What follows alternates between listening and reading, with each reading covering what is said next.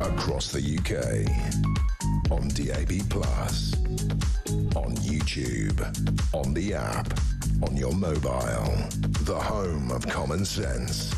This is Talk.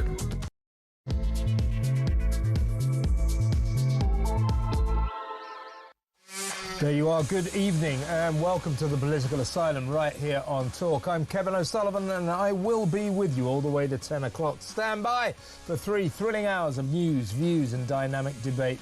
Get on the show. Get it off your chest. Get on the phone and call me on 03444991000. Lots to talk about today. Or you can WhatsApp voice note me on the same number. And I promise to play your message out. It is Tuesday, November the 11th, Remembrance Day. Here's what's coming up. If Donald Trump goes ahead with his billion-dollar lawsuit against the BBC, and that bill, by extension, costs licence fee payers more money, don't blame the president. Blame the self-satisfied, insular group thinkers at the Beeb, who think their North London left-wing worldview is right and everyone else is wrong. Incredibly, rather than accept the obvious that Panorama egregiously defamed Trump when it doctored his January the 6th speech, we understand that this squirming corporation is planning to fight Trump all the way by insisting that making it look as if he called for a violent mob assault on Capitol Hill did not meaningfully damage him. As if screening his manipulated address just before last November's presidential election did not affect his chances at all. Water off a duck's back. What's he got to complain about? Good luck with that. This breathtakingly risky strategy is certain to enrage Trump and set him on the warpath. Wouldn't it be safer, a safer way to protect licence fee payers' money by taking a more conciliatory approach to a litigious president who could, if this goes on in this direction, take the British state broadcaster to the cleaners? 03444991000. But what do you expect from an organisation full of brainwashed lifers who don't seem to understand the magnitude of the Director General and the head of news being forced to resign because Panorama deliberately twisted the truth into an outrageous lie about the leader of Britain's closest ally? Departing dire double act Tim Davie and Deborah Turness absurdly refusing to concede that under their watch BBC journalism has plummeted into the gutter with blatantly biased reporting on the Gaza war, trans issues, climate change and so much more. Tim and Debs wittering on about the brilliance of the Beeb's disastrous news department and the corporation's amazingly bright future. Garbage. Thanks to this dismal duo, the BBC is at its lowest ebb ever, and its position has never been more precarious. These two and the rest and so many more people at Broadcasting House are in denial. 03444991000. Worse still, the new interim head of news, some suit called Jonathan Munro, no, me neither, insists that by splicing together different bits of Trump's speech 54 minutes apart, there was no intention to deceive viewers. What a crock of crap. Deception was the sole intention. It is this kind of delusional self-belief that is ruining the BBC, don't you think?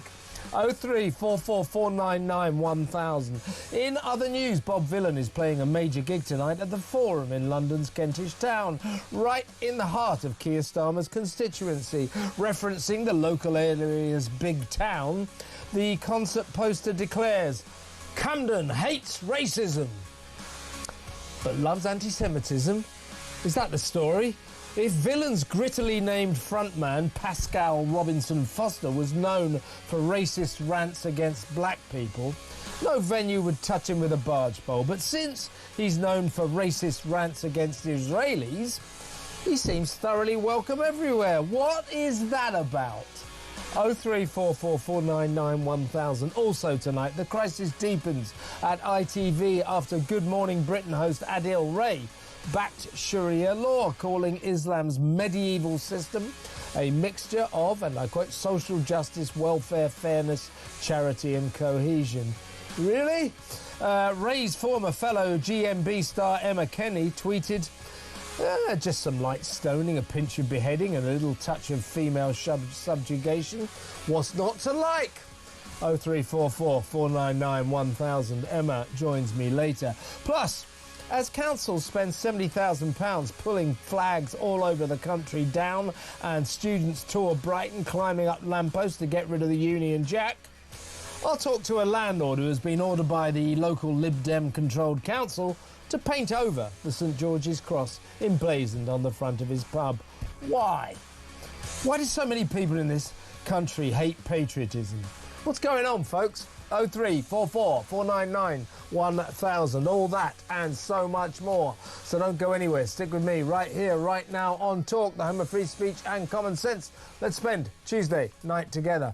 And I've got just the man for the first hour because we've got some legal issues to discuss, but also political and social, as always. So a warm welcome to barrister, social commentator, political commentator, Stephen Barrett. Hello, Stephen. Hello, Kev. I think every week you give me more titles. I know. One day I'll be as grand as David Lammy. Yeah. Come on. Don't overshoot. You know what I mean. Right, let's talk about the BBC. I think, the Director General has gone. The head of news has gone. I think after his letter to the Culture Committee yesterday, the chairman, Samir Shah, should consider his future. That letter, which should have been aimed at apologising, at placating an angry president, setting out exactly what went wrong, admitting what went wrong, actually failed to apologise to Donald Trump. No hint of an apology.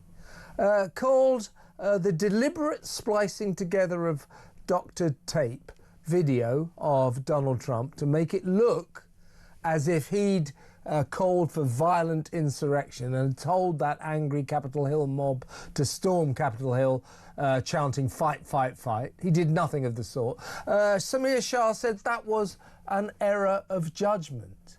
It wasn't. That was deliberate, serious lying.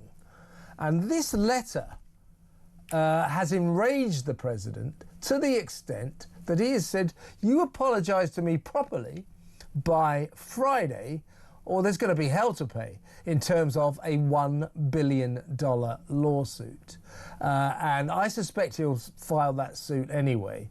But the BBC making no effort to apologise to the president, not admitting that someone somewhere had done something terribly, terribly wrong. This is a terrible thing to do. This is a twisting of the truth into an outrageous lie about the leader, the president of Britain's closest ally. It has become a full-blown diplomatic incident.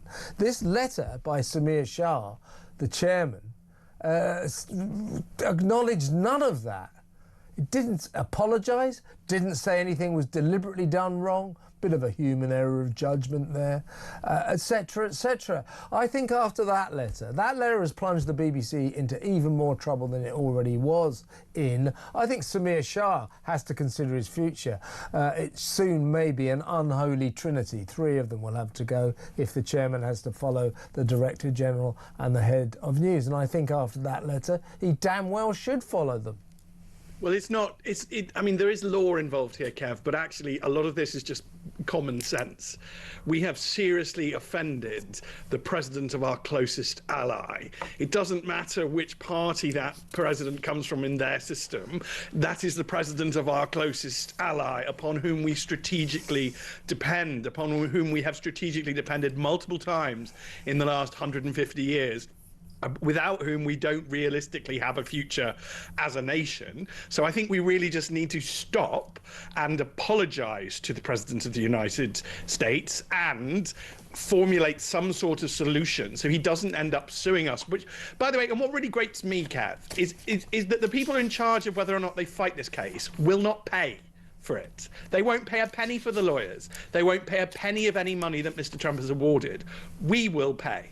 And these narcissistic people will do this without any threat to their own lifestyle, any sort of danger of reality impinging on them. It really is just not on. And I've called on, and I think we should all call on the government. I mean, I know we've got this government, but it is still the government, to actually take direct control of the BBC now and to directly control this case. And then they should apologise. Well, wait a second, Stephen. I think things are bad enough at the BBC already without the government getting involved. But I do take your point. The BBC has proved itself to be a disaster over the last couple of weeks. Don't forget the bosses, the governors, the executives have known about this panorama problem actually for the best part of a year, but they've known that it was coming to a head for about 3 weeks. And they've operated in complete silence. The staff at the BBC, and I should stress, many of whom are decent people, just trying to do their best, just working hard to do their best, but they're run by donkeys. The staff are furious at this weird silence. Tim Davie, throughout all the scandals and crises that he has presided over, this absurd number, this production line of disasters for the BBC. How he lasted this long, I will never know. 5 years of utter chaos.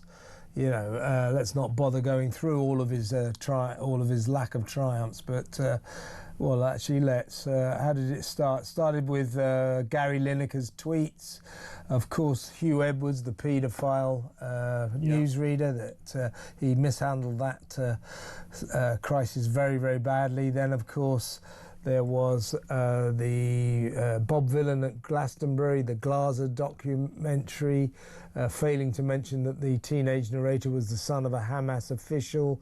There was, of course, the MasterChef mess, the Strictly Come Dancing debacle, and on it went. Every single one of these he didn't handle at all well. And his technique was always this. He was the disappearing Director General. Every time it hit the fan, Tim Davie disappeared, never to be seen, no statement, nothing, silence. It's always been the BBC technique of how to deal with trouble. Act like it's not happening and then hope this storm passes. Well, and trot out the endless line, Kev, that the BBC is perfect and amazing and brilliant, and we're terribly lucky to have it, and it's a national treasure. Exactly. And it's like, this just doesn't work anymore. You know, you've run out of road. Yeah. There's over 1,500 incidents involving the Israel-Gaza conflict where they have always accidentally ended up supporting Hamas when the facts were actually the other way. Yeah. I mean, how they didn't even once accidentally support Israel, you know, it is just statistically that seems very difficult to get around. But this is what's happening. This is an institution that is collapsing internally, that is full of activism, that has no real commitment to the truth. That's why they won't say what a man is and what a woman is. Yeah. You know, that's why the presenter who did the eye roll is the one who has to get punished. Yeah. And when you turn your back on the truth, you cannot claim to be the nation's truth teller. You simply can't do it. It's not sustainable on any level. And now they have to invent fake enemies. Now, presumably you and I, because we've dared to not bow down before the saintly BBC, we must be far-right evil enemies who are plotting and conspiring, no doubt for our own evil gain, to bring down the BBC. I mean, this is just pathetic. This is narcissistic toddler-like behaviour. You know, this is not our national broadcaster, and we are in serious danger because Mr. Trump does not play lightly. You know, he is the president of the most important power in the world. He is the most important man in the world. This is a very stupid fight to have picked, a very stupid fight to have made worse. I'd like to point out, Kev, that they're still doing it. So this morning they briefed, or somebody at the BBC briefed Robert Peston to say that they'd had legal advice about this. I don't know if I'm jumping the gun a bit here, but you are jumping the gun. I want to come on to that because it looks to me as if the BBC, we'll talk about this in a minute, I wanted to get your expert view on, is going to pursue an extremely risky strategy here. That they're going to say that by lying about and splicing together this tape to make it look like he called for violent insurrection, which is what they did, they're going to try to maintain that they don't owe him any compensation because he was not meaningfully damaged by this. Well, good luck with that. But that kind of strategy, we'll talk more about that in a minute because I want to get your take on it. That kind of strategy is born of this insular, self-satisfied groupthink that dominates the worldview at the BBC. They believe they can do this because they're the BBC. Well, I'm looking at these people this week, Nick Robinson, John Simpson, and frankly, it's like, well, there's something wrong with these people. You know, they are brainwashed by their environment to turn around and not see the magnitude of the fact that the Director General and the head of news were forced to resign because of an egregious twisting of the truth. To not see the magnitude of that and to interpret it as, oh, this is just right-wingers trying to attack us, trying to undermine us. I mean, there's something wrong with these people. Yes, and Nigel Farage has already, I think, pledged to get rid of the licence fee. So, you know, and how long has this Labour government got? We're probably looking at a major restructure of the BBC at the very least. If it even survives. And one thing I really want to flag to your listeners and viewers, Kev, is that, you know, this defamation is inside there's 3 divisions of the High Court, and it's inside my division of the High Court. Well, we play with live ammo here. You know, we can run up major legal bills of millions of pounds. You can destroy yourself by fighting something, even if you win it here. The Americans don't even have our restraints. So you can run up unbelievable legal bills in the United States. And if the BBC does that on our behalf, how are we liable? Exactly what I was going to say, Stephen. Let's save it for a bit, but I just said this to Peter Cardwell, and I was going to get you on this, and we will discuss it in just a minute. It's this. People are going, well, you know, Donald Trump's been very wronged and he's got every right to sue. But the trouble is if he gets $1 billion, you know, that's going to cost us, the licence fee payer. I think that's irrelevant. If a media outlet, a broadcaster or a newspaper commits a egregious libel, it just has to pay. We can't say, well, don't make us pay because of the licence fee payers. That's nonsense. That's an irrelevance. It's an interesting discussion point, but that's all it is. Where people should start pointing the finger of blame in terms of potential massive costs to the licence fee payers, to our money, is if the BBC pursues this strategy of trying to tell the president we didn't meaningfully damage you. That's going to enrage him. He's going to pursue it. He'll say, I will have my $1 billion now, my $1 billion bucks. And it will then cost the BBC. They'll lose that case. You know, I'm not a lawyer. I know they will lose that case. And they will spend one hell of a lot of money along the way. So when people say, oh, I blame Donald Trump for maybe putting up the licence fee. No, blame these insular, self-satisfied group thinkers at the BBC who cannot seem to get it through their heads that something very, very bad has happened at Panorama. This is a terrible, terrible mistake that has seriously defamed the President of the United States. And the fact these BBC lifers don't seem to understand the sheer magnitude of that situation is, to me, extraordinary. We better go to break now, Stephen, and we'll talk more about all of this when we come back.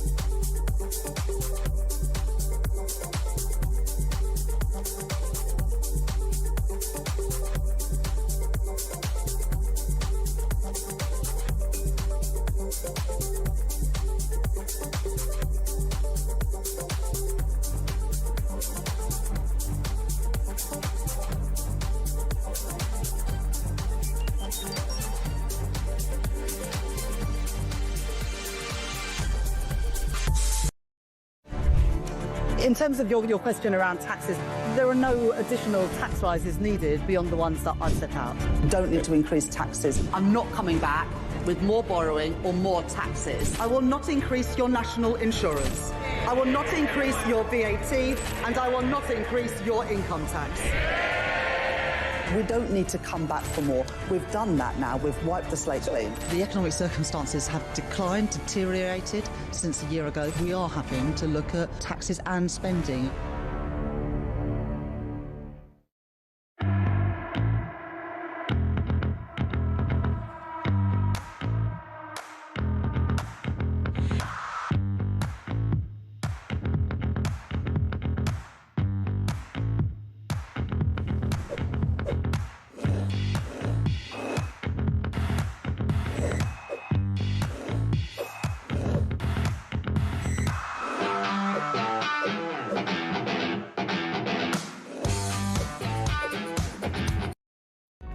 Across the UK, on DAB+, on YouTube, on the app, on your mobile, the home of common sense. This is Talk. Welcome back. I'm still with Barrister Stephen Barrett. Stephen, we'll get on to the legal niceties or lack thereof of the BBC's strategy in just a moment. But let's go back to this weird syndrome we're all watching unfold before our very eyes for the last few days since the dramatic resignation of the Director General Tim Davie, the Keystone Cop Director General, who for 5 years never put a foot right. And then, you know, you've got John Simpson and all that lot going, he was a very good Director General. No, he wasn't. He was absolutely catastrophic. Deborah Turner's very good head of news. Yeah, except for under her watch, BBC journalism plummeted into the gutter in a sea of impartiality and biased reporting of Gaza, trans issues, climate change, Donald Trump, you name it, they're biased about it. So these two were disastrous. And nevertheless, over the last couple of days, we've had to endure them, demonstrating, showcasing this weird syndrome that no matter how rubbish the BBC is, no matter how bad the mistake is, no matter how far it falls, the people who work there think it is the greatest broadcaster on the face of the earth. It is nothing of the sort. Here's Tim Davie. He addressed the staff today, Director General. He's still going in, by the way. He was earning £447,000 a year. I guess still does until he finishes his notice period. £447,000 a year. Here he is addressing the staff. I'm here to lead and support the BBC. I'm very, very proud of our journalists in this building. They're doing work I think that's incredibly important. I want to thank every one of them. They're doing a wonderful job. Also, everyone across the BBC doing their thing for the UK, and personally, I'm here to lead and support them. The BBC's going to be thriving, and I support every one of the team. I'm very proud of them. Thank you very much. Is that a couple of men in white coats I saw behind about to drag him away to a waiting Black Maria or something? Here's until recently, the head of news, the chief executive of news at the BBC, Deborah Turner. I would like to say it has been the privilege of my career to serve as the CEO of BBC News and to work with our brilliant team of journalists. I stepped down over the weekend because the buck stops with me. But I'd like to make one thing very clear. BBC News is not institutionally biased. That's why it's the world's most trusted news provider. Yeah, I mean, is it anymore the world's most trusted news provider after its coverage of Gaza? The thing about, is blatantly pro-Palestine, anti-Israel coverage of Gaza. As you said, one barrister-led report cited more than 1,500 examples of pro-Palestine, anti-Israel mistakes, lies, if you like. We learnt only on Sunday, as Deborah Turness considered her future, that the BBC News department was having to apologise twice every week for serious mistakes about Gaza. Always mistakes in favour of Palestine and anti-Israel every single time. So BBC journalism is not biased. Yes, it is. Yes, it is. And what is Davey talking about? Oh, the BBC's got a very bright future. The BBC's future has never been more tenuous. These two idiots have led it to its lowest ebb ever, I would suggest. Yes, Kev. And actually, I was reflecting on in the break because I can sense that you're actually genuinely angry at this. I am. and I think it's because you are an old school journalist. And I know, and I can tell the public, and cover your ears because you might not like this bit, but the journalists are not always well respected amongst the public. We're next to estate agents and second-hand car dealers. That's what people think of journalists. They're absolutely right, of course, but go on. But I've had a Damascene conversion. I've spent now 5-6 years amongst journalists, and I can say that most of them are seriously committed to the truth. I mean, you're allowed to share your opinion, so people may disagree with your opinion sometimes, but you won't lie to them. And all these journalists who I've met, who I respect, they will not lie to the public. And what the BBC has done is, for purely ideological reasons, it has lied to the public. And I can sense that you're genuinely angry with this. And then for them to narcissistically walk in the next day in front of the cameras and tell everybody how absolutely amazing they are, how terribly shiny and glamorous their hair is, and how they were always perfect all along, and this is somehow just somebody else is getting at them. It is just absolutely galling to watch. And yeah, I think with my serious hat on. Mm-hmm. I think the BBC has never been a greater risk. I agree. I totally agree. Catastrophically low. And the other thing, Kev, to be perfectly honest, is at least we have different ideas. You know, you and I don't agree on everything. We're not going to. Talk doesn't agree on everything. It doesn't have like a mantra. Once these woke people were in charge of the BBC, you literally knew their opinion on everything. You knew how they voted on Brexit. You know which person they want to win the US presidential election. You know which person they want to win the Canada election. You know which person they want to win the France election. You know which person they want to win our election. You know, absolutely every position they have, the minute you met them, and they just become very dull. That is fundamentally boring. That's not interesting. You know that, and they therefore, I mean, that itself will kill the viewership, let alone actively lying and involving yourselves in these levels of scandal. Here's something to worry about, as I said in my monologue. So Deborah Turness is gone. And in her stead is the interim head of news, a guy called Jonathan Munro, who rose without trace. Never heard of him, but he's in charge of news at the BBC now. And he insists, he said this, that by splicing together different bits of Trump's speech, 54 minutes apart, and by the way, just to get this, we could play it again, but I think everybody's seen it. I mean, Donald Trump saying, they make it look as if he goes, let's get to Capitol Hill and fight, fight, fight.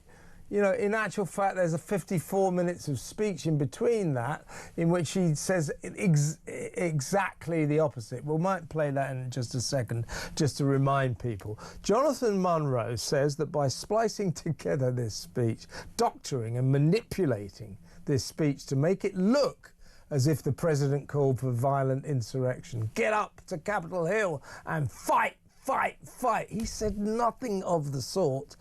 Jonathan Munro says that by doing that, in doing that, Panorama had no intention of deceiving viewers. That's just a crock of crap, isn't it? That was the sole intention, was to deceive viewers. Yes, well, that's a technical term, my lord. But yes, but it is, isn't it? I mean, that's what I mean. These people, their BBC prism through which they see the world is extraordinary. I mean, who is he kidding? There was no intention to deceive. Well, what did you do it for then? Well, I think we need to talk about the idea that these people who are in charge of the BBC and in charge of quite a lot of British public life, there was a study by the LSE that said only about 11% of people actually hold these woke views genuinely. Other people are just going along with it for self-interest, and some of us are going, this is complete tosh. We really can't trust them in positions of public life, and we really need systems which stop them getting promoted and stop them getting placed in position when we seem to have a system that does the opposite, a system which benefits them. But they shouldn't be able to say the absolute opposite of the truth. This is Stalin-level manipulation of the media. You know, this is what we were warned about in 1984. You know, the country has always been at war with East Asia. This is just not true. Yeah. And we shouldn't be tolerating this. We need to value truth again, and give truth, you know, an objective value in our society where we all think it's what we should be aiming for. And of course, sometimes truth can be subjective, but it's not always subjective. And there are things which are right and wrong, and things which are true and false. And, you know, leaving those behind has not got us to anywhere. Pretending that men can be women has not led us to a utopia of happiness, has it? No, the BBC has decided that men can be women. The BBC has decided that men can deliver breast milk. The BBC has decided that climate change is, without doubt, there is no argument to brook that this is a crisis that humanity faces. Well, there actually is an opposing argument that they haven't given us. Though Gaza, Trump, trans issues, climate change, the BBC... Particularly on climate change, Kev, particularly CO2. Yeah. You know, we are a little rock flying around a massive ball of fire that may well have more of an impact on our climate than a tiny percentage of the makeup of the gas in our atmosphere. You know, this is just... That should be obvious. I don't understand how that was ever a questionable position. And in 2022, the Nobel Prize winner for physics supported this idea that CO2, just put it away, just stop worrying about plant food. Climate does change. We have glacial periods and interglacial periods. We're in an interglacial period that ends when we don't have ice at either pole. That's, I mean, I'm not a scientist, but even I can deal with that. That makes sense. No ice at the poles. Gotcha. Antarctica not just for the penguins anymore. Yep. But you know, this sort of the way that they didn't have any curiosity. Well, the BBC long ago decided on its truths. It decided it knows the truth about climate change. It decided it knows the truth about trans issues, whether or not men can be women. It decided it knows the truth about Trump. Trump is bad.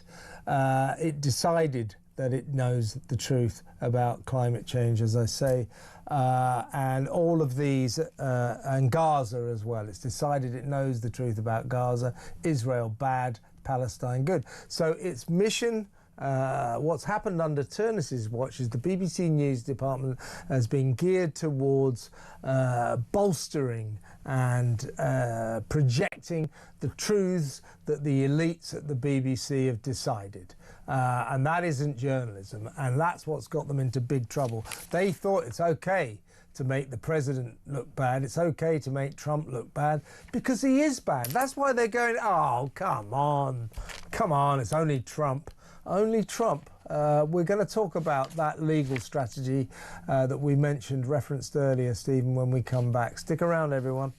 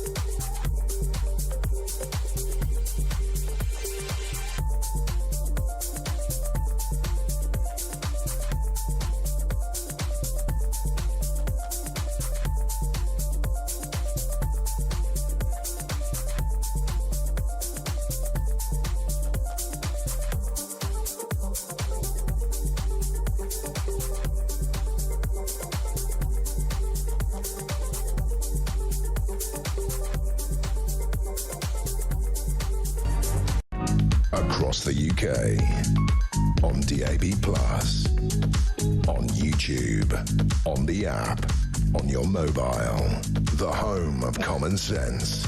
This is Talk. Welcome back. I'm still with barrister and political commentator Stephen Barrett. Stephen, by the way, I was thinking about you saying how annoyed I seem about the BBC. It's not that they've got something wrong. It's not that their news department tends to get things wrong. What's annoying me is their failure to admit that they've got things wrong. They get all these things terribly, terribly wrong, and then they stare us in the face and say, we're wonderful. You're wrong to doubt us. We're perfect. That's what annoys me. Certitude is, I think, dangerous in any form of life. In all forms of life, certitude is the most dangerous thing you come across. But certitude in journalism is lethal. And that's the problem at the BBC. Listen, let's talk about that legal strategy that we alluded to earlier, because I think it's astonishing. The BBC, we are reliably informed, is going to pursue the strategy, the tactic, that it will not agree to pay Donald Trump any compensation. I don't know whether they will accede to his demand that they apologise to him, but they damn well should, because they owe him an apology. He says by Friday, otherwise I'm going to have your backside. I don't know whether they'll do this, but I gather that we're told their strategy is going to be this, that by doctoring that speech, by manipulating it to make it look as if it was something that it wasn't, they did the president no meaningful damage. Well, that's ridiculous. That what they did was they defamed him. They made him look like a man who stands up in front of a crowd and shouts at them, get up to Capitol Hill, cause insurrection and fight, fight, fight, be violent. That's what they made him look like. Now, it's arguable because panorama was screened at the end of October, just before the presidential election last year in November. It was called Trump: A Second Chance. It's arguable that it didn't affect his performance at the ballot box, that he stormed to victory anyway.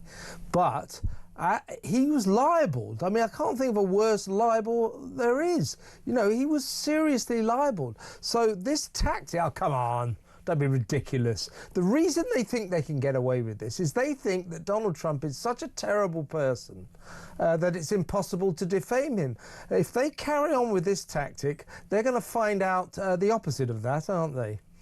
They are, and there's a number of legal points to unpick from that. There is a huge difference between a sitting judge in Florida and a sitting judge in London. Now, I'm going to give you an example of what I consider a bad judge in London. So a bad judge in London... There's a lot of them around. Well, I like to think that they're very much the minority, but a bad judge in London on the Aaron Banks case, when he sued in defamation, said at first instance, you can't defame Aaron Banks because everybody hates him, basically. Now, that was then taken to the Court of Appeal, who quite rightly said, don't be absolutely ridiculous, you can't defame that. But you see how London has fallen a bit. If you can get a judge to say that about Aaron Banks, you might sit there in the BBC thinking, maybe we can get a judge to say that Mr. Trump is so awful that we can't defame him. But just get back to the basics, they're not suing here. Okay, and I used to work for very, very wealthy people, very powerful people, and you're part of a team of lawyers, so it would not surprise me at all if Mr. Trump had a UK-based, a London lawyer advising him too, and the London lawyer would have said what I would say, which is that, frankly, Mr. President, it's actually slightly easier for you to win here in the UK if you sued in London.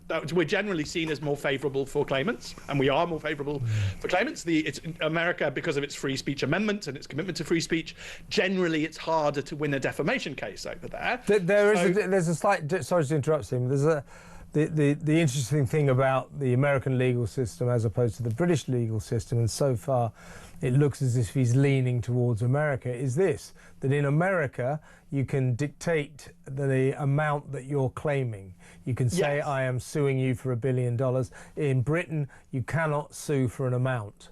Yes, and so that's the second part. So the first part is he's looked at this and he will have been properly advised and told, actually, Mr. President, it's slightly easier to win in London. But the Floridian lawyer must be saying, actually, you can win here. And if you win in London, you're capped at about £350,000. If you win here, we can ask for $1 billion and we can put it to the jury and we can. And frankly, when you talk about the BBC's strategy, which I think is not only incredibly stupid, and there's technical points I can make about it if we've got time, but it will inflame the judge. So even, you shouldn't be leaking to Robert Peston saying that this is a man we cannot defame. That is obvious. That tweet is going to appear in a court bundle in Florida, and it's going to be read by a Florida judge once the jury, assuming that I'm getting American tort process right. Yeah. In normal process, that the jury sort of gives a figure and then the judge has to review it. Yeah. Because the jury they never get what they demand, but they are allowed to demand. They do get a lot more than us. Yeah, that's the key to remember. So he has made the tactical decision to try in a place where it's harder to win, but where he knows he will get more money, and therefore he must be quite confident of winning. We've got to go to break because I want to talk about some asylum seeker hotels when we come back, so a different topic. But would not Trump's lawyers argue with some justification? I would have thought, well, look, BBC, you can't claim that nothing of any substance has been done wrong here because the Director General and the head of news resigned over it. There is an inherent admission of massive serious wrongdoing. So this is almost open and shut, isn't it, in terms of libel, defaming? I think it's a stupid tactic. I think it's going to blow up in their faces, and I think it's going to cost them more money in the end. I really don't know why anybody thinks this is clever. The other thing I'd like to flag, Kev, is look, they got this letter yesterday, and are you really telling me that they got onto local lawyers in Florida? They managed to go through all the onboarding process, proving who you are, anti-money laundering. This is from the money from the UK to the US. This is all going to be heavily regulated, and they managed to get a lawyer in America to conclusively give them advice in this time frame. I honestly don't believe you. So not only do I think this is a stupid tactic that will blow up in their face and cost them more money, I actually don't believe them. On a fundamental level, I've lost trust in the BBC. I just think it's just nonsense. I think that this tactic, this strategy, if they're stupid enough to pursue it, will cost the BBC and us, we licence fee payers, a lot of money. And B, it's just utterly doomed to failure. It cannot succeed, and the reason they're pursuing it is purely this: everyone at the BBC suffers from very serious cases of Trump derangement syndrome. So they think, it's Donald Trump. He's our #1 bogeyman. Everybody hates him. You can't defame him. You damn well can. This is a serious defamation, and they should get real. What I would suggest, I'm not a lawyer, I would suggest the BBC talk to Donald's people very soon and say, look, tell him to nominate his favourite charity. We'll come up with an effusive apology. Would that be okay? And knowing Trump, he would say yes, as long as we name the amount. But that's what they ought to do, but I don't think they've got the common sense to do it. We better go to break now. Let's talk about asylum seeker hotels when we come back, Stephen.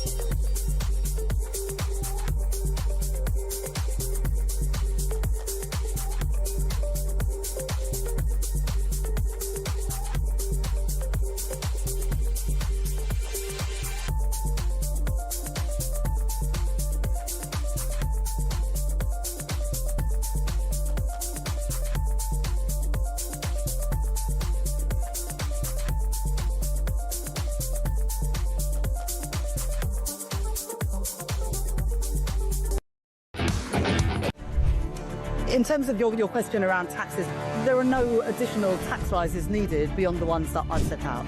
Don't need to increase taxes. I'm not coming back with more borrowing or more taxes. I will not increase your national insurance. I will not increase your VAT, and I will not increase your income tax. We don't need to come back for more. We've done that now. We've wiped the slate clean. The economic circumstances have declined, deteriorated since a year ago. We are having to look at taxes and spending.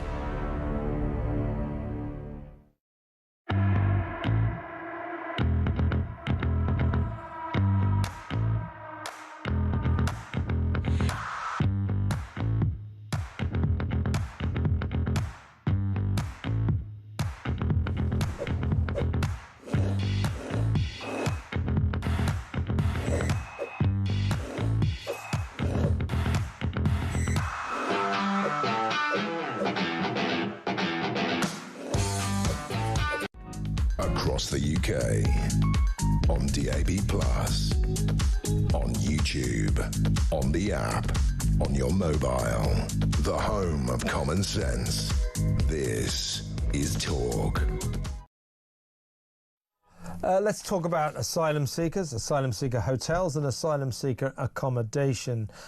First of all, let's talk about the deputy leader of the Green Party. Her name is Rachel Millward. And, well, look, first of all, let's have a look at her, shall we, at the Green Party conference. You know, say it loud, say it clear. Refugees are welcome here. She loves the fact that migrants can come here. Put them in asylum seeker hotels, put them in accommodations. Just come one, come all, come one, come all. Unless it happens to be in her own area, then she's not so keen. Here she is at the Green Party conference. There will be a day when we sit our grandchildren on our knees and we tell them, first they came for the immigrants. So we hung out flags from all the nations and we said, refugees are welcome here. Yeah, well, they're not welcome, according to Rachel, in her local area in Sussex, because the government want to put 600 asylum seekers into the sort of disused Crowborough Army camp. And Rachel there has written a long letter to that half-wit Mike Tapp. He's the MP for Dover, who is now the Minister for Migration and Citizenship. He's an absolute idiot. Anyway, so Rachel has written saying, we are writing to state our strong objection to the decision you have taken to use Crowborough Army Camp as a temporary location for 600 asylum seekers because the dire mismanagement of the situation is already causing major problems. Blah, blah, blah, blah, blah. In other words, say it loud, say it clear. Refugees are welcome here, but not next to me. Not next to me. It's typical, isn't it? It is absolutely ridiculous and hypocritical. You couldn't make it up, Kev. And I noticed the little hair, because I've got long hair, I sort of noticed how people use it, and the little hair flick she did, and her glamorous display of how amazingly kind and lovely she was proving herself to be. And these sorts of, they're just deluding themselves with narcissism. Actual governance is quite difficult, and you have to make conflicting decisions, some of which are not going to be popular. I mean, I was briefly a local councillor, and one of the issues that always got me was mowing the verges. If you mow the verges, or you don't mow the verges, a certain amount of people will be very angry at you because they're drivers and they want to see round the bend. And a certain amount of people, if you mow them, will be very angry at you because they think that you're hurting bees. So you have to make a decision either way, and you're going to have to upset one set of people, so you should think your position through. What we've allowed to happen, or what has happened to us, been done to us, is this generation of politicians that just thinks it can be universally loved, who thinks that it will be nothing but popular all of the time, who thinks it can give a speech about letting refugees run riot everywhere else, but obviously not here. You know, it's just, this is self-indulgent narcissism. Yeah. These migrants should be allowed everywhere in Britain. Well, we're putting them next door to you, Rachel. What? Well, I don't like that idea. It's so classic. Meanwhile, more nightmare for the poor, long-suffering residents of Epping. where the Bell Hotel, their bid to close down the Bell Hotel for asylum seekers has failed again. What I find, this was in the High Court today, what I find interesting about this, basically Epping Forest District Council has gone back to the High Court because if you remember earlier in the summer they initially won their case to have it closed down, the Bell Hotel, because they said it was wrongly categorised in planning permission. Well, they lost that case. Anyway, they've appealed again, and they've lost one more time today. The council asserted that turning the public hotel into a private asylum seeker billeting centre broke planning rules. But they've lost the case because the Home Office intervened on behalf of the Bell Hotel owner, Somani Hotels, to say, oh, you know, Epping Council got this all wrong. This isn't a change of use of the hotel. My point being that this is the government making sure that the Bell Hotel and asylum seeker hotel stays open, desperately making sure it stays open, to the detriment clearly of the local people who have campaigned long and hard to get rid of this place in their midst, from which one of its residents emerged to sexually abuse local residents and got a year inside. Hadush Gabatu, we know about him. He's the guy that was, he was an Ethiopian accidentally released from Chelmsford prison subsequently, but that's a side issue. So what interests me about this is here's the government. Oh, we are closing down asylum seeker hotels. We're reducing the use of them. We're going to put more and more of them in army centres and disused holiday camps, etc. No. Oh, you want to close one down? Oh, blimey, get the lawyers out. We can't have that. In other words, this government is not intent on closing down asylum seeker hotels one bit. It revealed itself here to be very keen on the maintenance of the 200 or so asylum seeker hotels we have all over the country, in which reside 32,000 asylum seekers. They're staying in the hotels, aren't they? Yes, and this is why, you know, humans have warned other humans throughout history, and the one we have to remember here is by their actions shall you know them. You know, don't listen to their words. It's very easy to stand on a Green Party podium, flick your hair, and promise to you know, let migrants in, and then all of a sudden she's got the opposite problem. And it's very easy for the Prime Minister to stand by a podium, flick what hair he has, and promise to smash the gangs and to close the migrant hotels. They're not closing the gangs. They spent British public money, vast amounts of it, on learned and expensive KCs in order to keep this migrant hotel open. I've not yet seen the judgment, so I'll give the judge some leeway. But one of the things I've heard reported is that the judge found that there was not widespread criminality. Well, I find that practically impossible, because every single young man who arrives here on a dinghy commits a crime merely by stepping on our soil and entering. Yeah. It's a crime to enter this country without permission. So that is how more widespread criminality can you get? Well, did the judge every single resident of the hotel is a criminal? Yeah, the judge might as well have said to the people of Epping, oh, come on, you know, 2 sexual assaults, one on a 14-year-old. Stop moaning. Yeah, and this is the problem. Once you get to this level of narcissism, once you get an overly complicated legal system, so it's actually very difficult to sort of know what the rules, there's no real clarity of law. So like the fact that I just pointed out that invading the country is a crime isn't something they ever address. They don't have an argument about it. They just ignore it. Okay, and again, nobody is saying that the use of this hotel is lawful in planning law.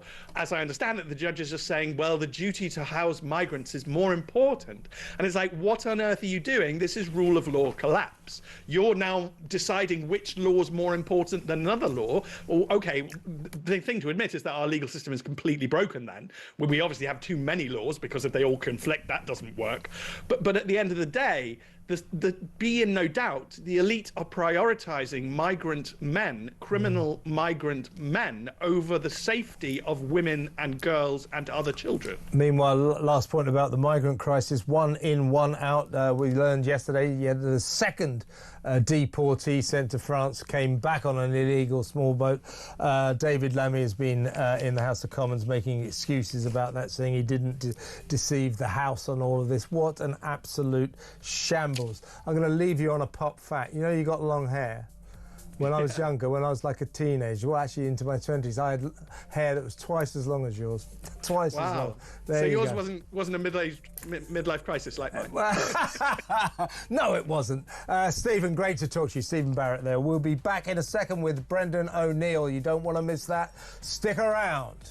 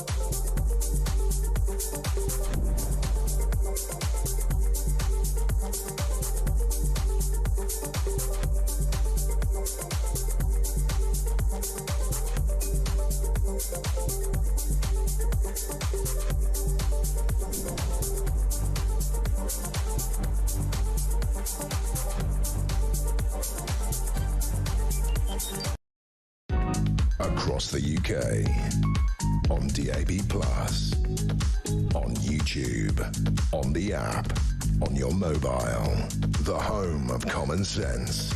This is Talk.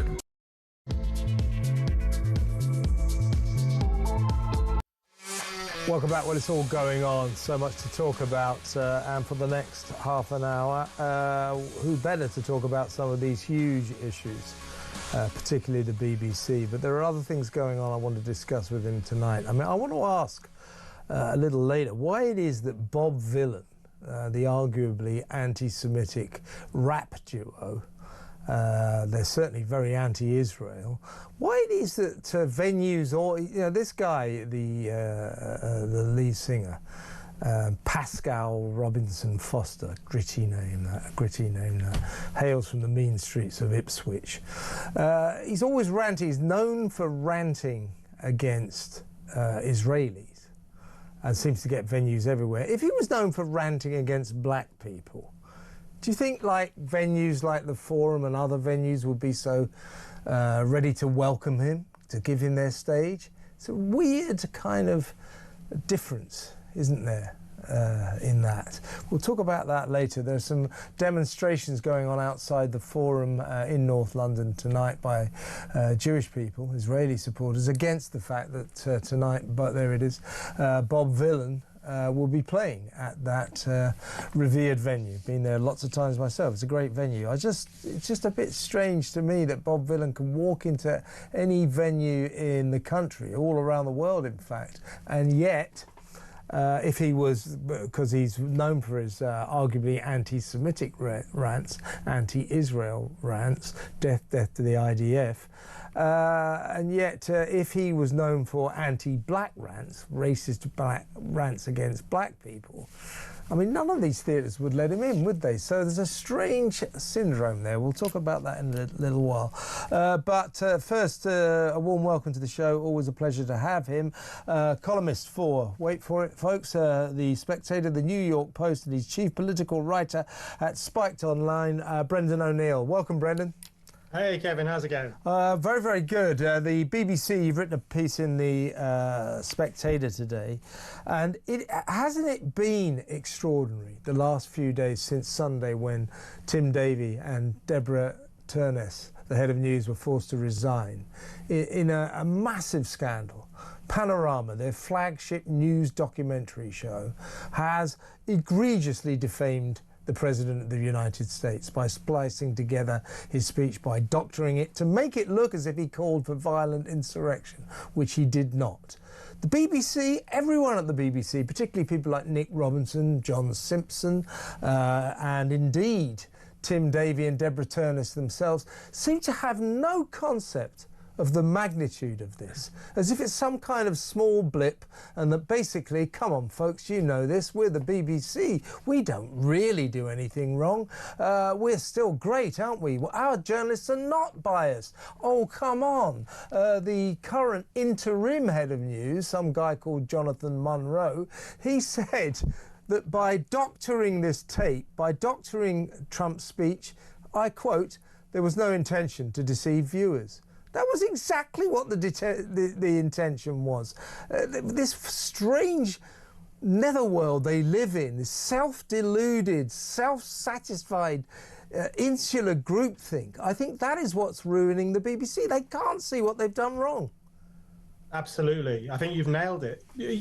And I think this is an enormous scandal for so many reasons. Firstly, it's a diplomatic incident because you have the public broadcaster of the United Kingdom defaming, doctoring footage of the leader of the free world, our closest ally. That's a very, very serious matter indeed. It's going to cause global waves. We know that Trump is threatening to sue the BBC for $1 billion, which I think is very funny.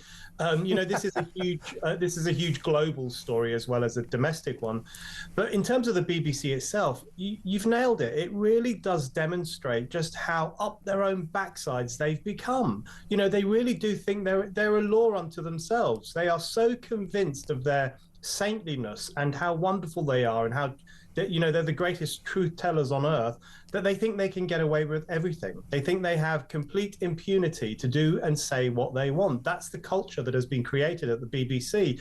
And, you know, the great irony, of course, is that for the past few years, the BBC has been presenting itself as an island of truth in a sea of misinformation. It keeps putting out these adverts saying you're being misled by the internet, you're being misled by all these demagogues online, you know, be careful, don't trust everything you see.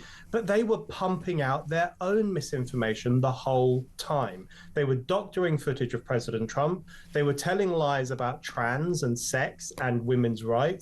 They were promoting so many of Hamas's lies about Gaza that they had to issue, on average, 2 corrections every week about Gaza over the past 2 years.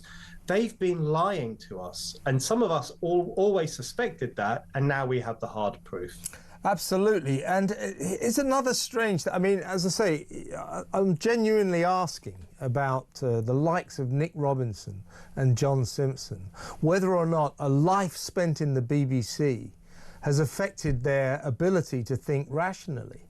They are so brainwashed by their working environment that they feel that what is going on here is not that the corporation, that its flagship news programme has made the mistake, the legal error of the century, a deliberate attempt to besmirch the reputation of the President of the United States. The only thing they can extrapolate from that is that right-wingers have used this to destroy and undermine their beloved BBC. What a load of nonsense. If you like, and they're blaming the Daily Telegraph for getting the story of what happened. Why did the Telegraph get that story? Because Michael Prescott, former journalist at the BBC and for a long time an editorial advisor, became utterly frustrated with the fact that they would not listen to him when he said something bad has happened at Panorama here and we better get real about it. And what they tried to do, they tried to stay quiet, put it under the carpet, make sure nobody knew about it. And I don't know how the Telegraph got the story, but I think we can probably work it out. And the BBC, or the Robinsons and the Simpsons of this world, are blaming the Telegraph. Oh, what is the Telegraph? It's the right-wing Telegraph trying to destroy the BBC. It is not. It's a great newspaper that has got a great story that has exposed the BBC for what it is, a mess. Yeah, you know, what the Telegraph did was journalism. You know, so it's not surprising that these BBC bigwigs can't figure it out, because they seem not to know what journalism is anymore. The Telegraph found the truth, told the truth, and created a global story out of it. That's what journalists do. The BBC, however, with that Panorama show, told a lie and created an atmosphere of mistrust in its own institution. That's not journalism, that's propaganda. So the BBC doesn't seem to know what real journalism is anymore. But, you know, the way in which they're blaming the right-wing media, the populists, you know, this cabal of crazy populists that is apparently trying to take down the BBC, they have no capacity for self-reflection. You know, every now and then they'll say, yes, we made a couple of mistakes with Panorama, but the real problem is the right-wing media. They have no ability to look into themselves, to ask questions about where they've gone wrong, what they've, you know, lost, the ability to be impartial, the ability to be neutral, the ability to be objective, all these things that the BBC used to quite rightly be known for around the world. And bit by bit, it has ditched all of that. It has sold its soul to the devil of political correctness. It now bows down to the altar of woke ideology rather than trying to inform people about the truth of the world. So the way in which they're blaming this toxic cabal of outsiders who are plotting, they sound like conspiracy theorists. They sound like Alex Jones, you know, a kind of slightly more liberal version of Alex Jones on the internet, ranting about conspiracies trying to take down institutions. They brought this on themselves by getting too big for their boots, by thinking they could actually take down the president of the United States, who at that point was a candidate in the presidential election. They thought they could take him down by spreading misinformation, Pravda-style misinformation. They got way too big for their boots. They've learned the lesson, and this blame game is just going to make things worse for them.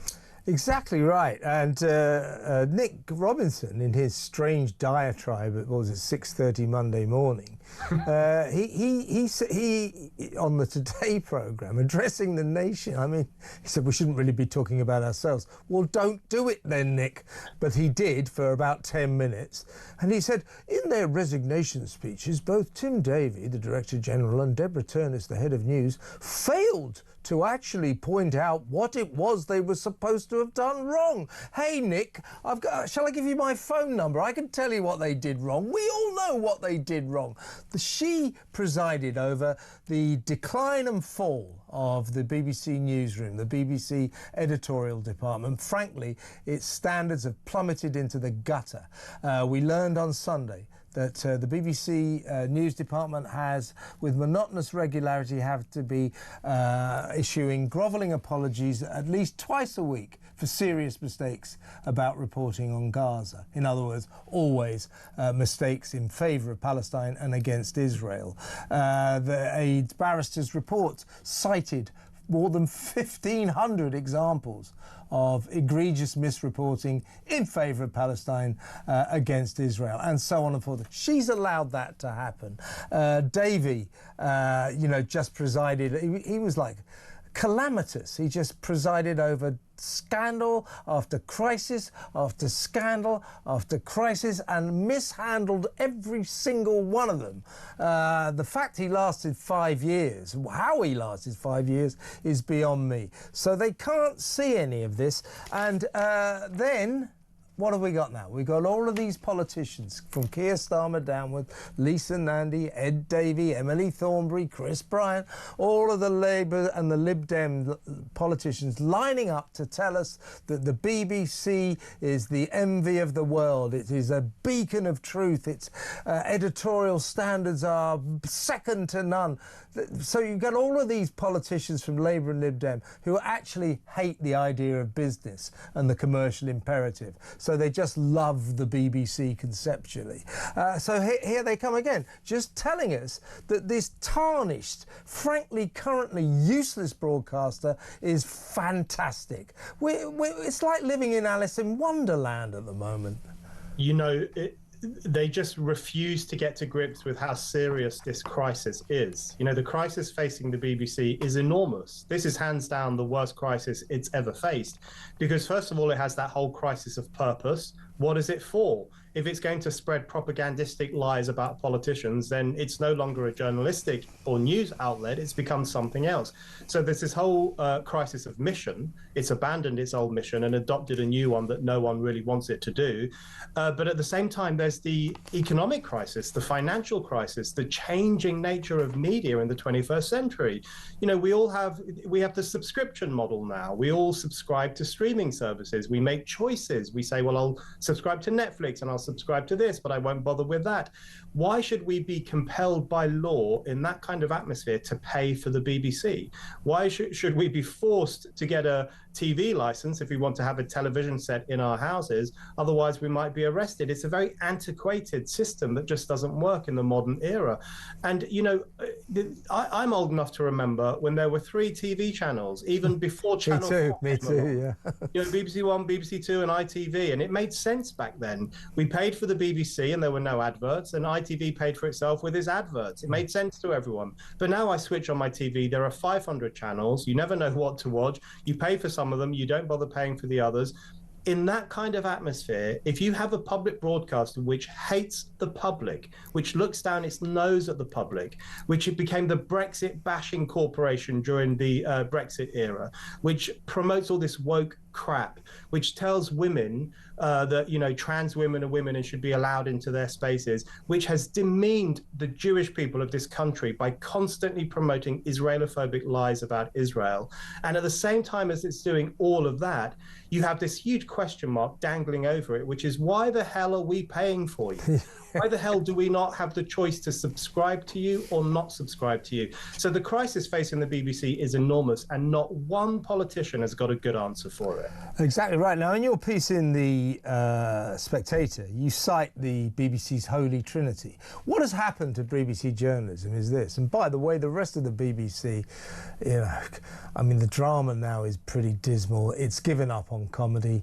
Some of its light entertainment, I suppose, is okay. They've ruined MasterChef. Strictly is self-destructing, you know, in a sea of self-created bullying allegations. And I suppose people like the traitors now. Me, not so much. I can't stand parlour games, so it doesn't work for me, but people do like it. So it has its moments, but generally, the BBC is nothing like the broadcaster it used to be. It's not very good. But to go back to its journalistic department, its editorial department, its reporting, you cite in your Spectator piece, in your excellent piece, the sort of holy trinity of the truths the BBC has decided upon. You talk of Trump, trans and Gaza. I would add one more. And that would be climate change as well. So let's say 4. They've created their truths on this. A man can be a woman can be a man. Trump is bad. In Gaza, Israel is bad, Palestine is good. Climate change is a crisis, mankind is causing it. They have decided that their worldview on all of these issues is the truth, and that's how they're going to report them. And so therefore they've ceased in so many areas reporting the news, and they have resorted to a kind of North London liberal propaganda. Yeah, it's like a cult. You know, if you want to be on the dinner party circuit in the establishment, if you want to get along with the people who have power, who have cultural influence, you know, the movers and shakers in arts institutions and the liberal media and the film world and all the rest of it, you have to adhere to those 3 views. And I think you're absolutely right. There's actually 4 of them. Climate should be added to them as well. You have to say trans women are women. That's the mantra of this cult. That's their religious chant that you have to say in order to gain access to that world. You know, you have to wear the keffiyeh around your neck to show that you really hate Israel. That's the kind of holy garment that they wear to demonstrate. Yeah, you can't move for kafirs in Hampstead and Islington, can you? Absolutely. That's the uniform of the self-righteous. You wear that to show that you're part of the in club. And of course, you have to say that Trump is evil. He's the worst politician ever. He might be almost as bad as Hitler. and climate. You have to bow down to the climate change scare. I don't doubt that climate change is happening, but the idea that it's an apocalypse and that 1 billion people will die in the next 10 years is complete nonsense that is not stacked up by anything remotely resembling science. That's a cultish belief. It's a belief driven by their own internal faith system rather than anything that can be proven in the real world.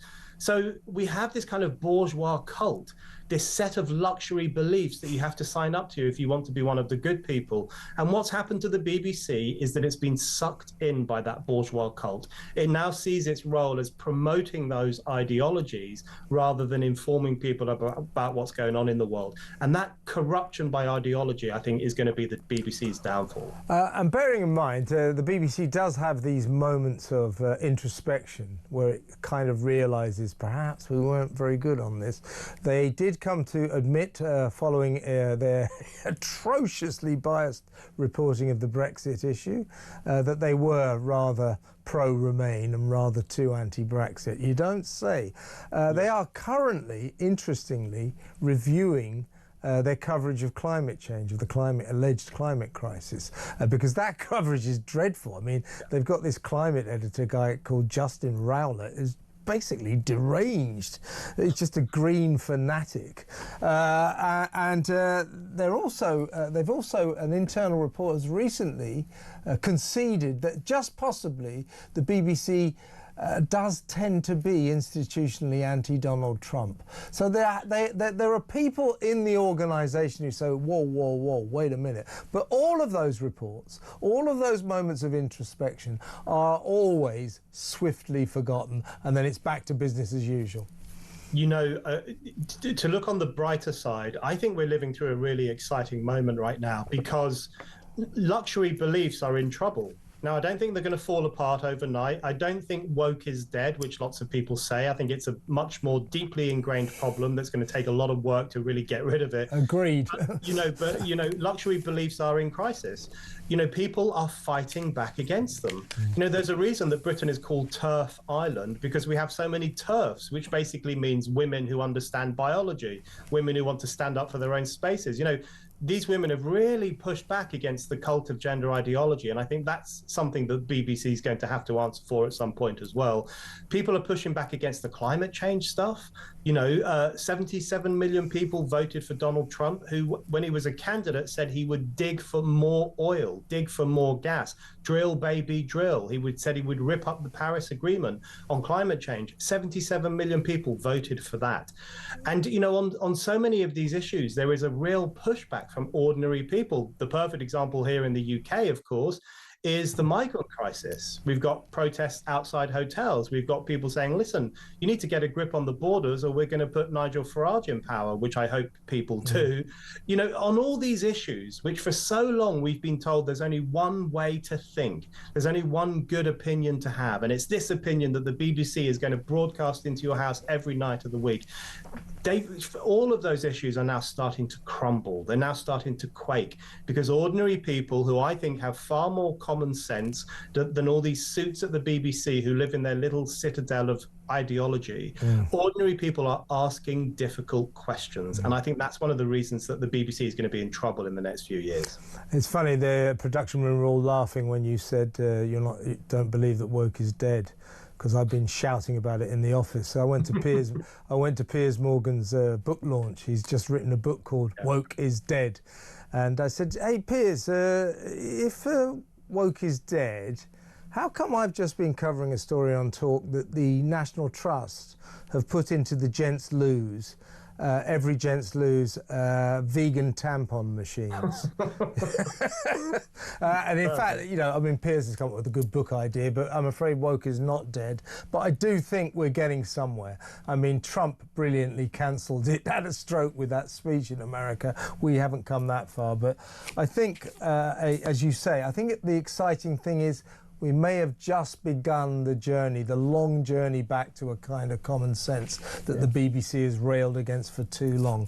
Let's go to break now, Brendan. I want to talk to you about something that's happening right now. Bob Villan Israel's famous rap duo, are appearing at the Forum in North London right now. There's a demonstration going on about there, but I think there are issues to discuss there, so we'll talk about that next.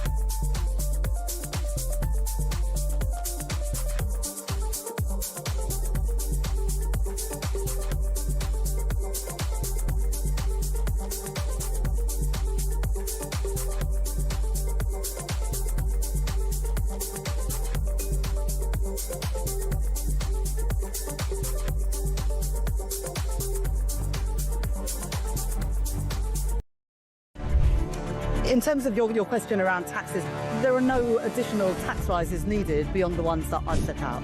Don't need to increase taxes. I'm not coming back with more borrowing or more taxes. I will not increase your national insurance. I will not increase your VAT, and I will not increase your income tax. We don't need to come back for more. We've done that now. We've wiped the slate clean. The economic circumstances have declined, deteriorated since a year ago. We are having to look at taxes and spending.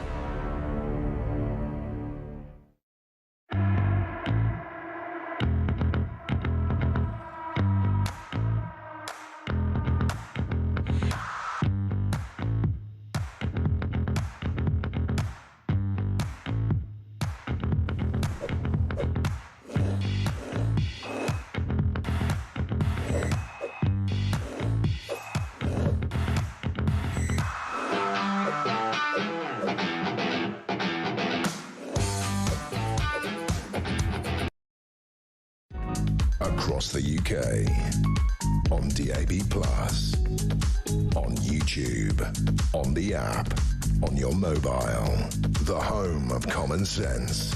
This is Talk.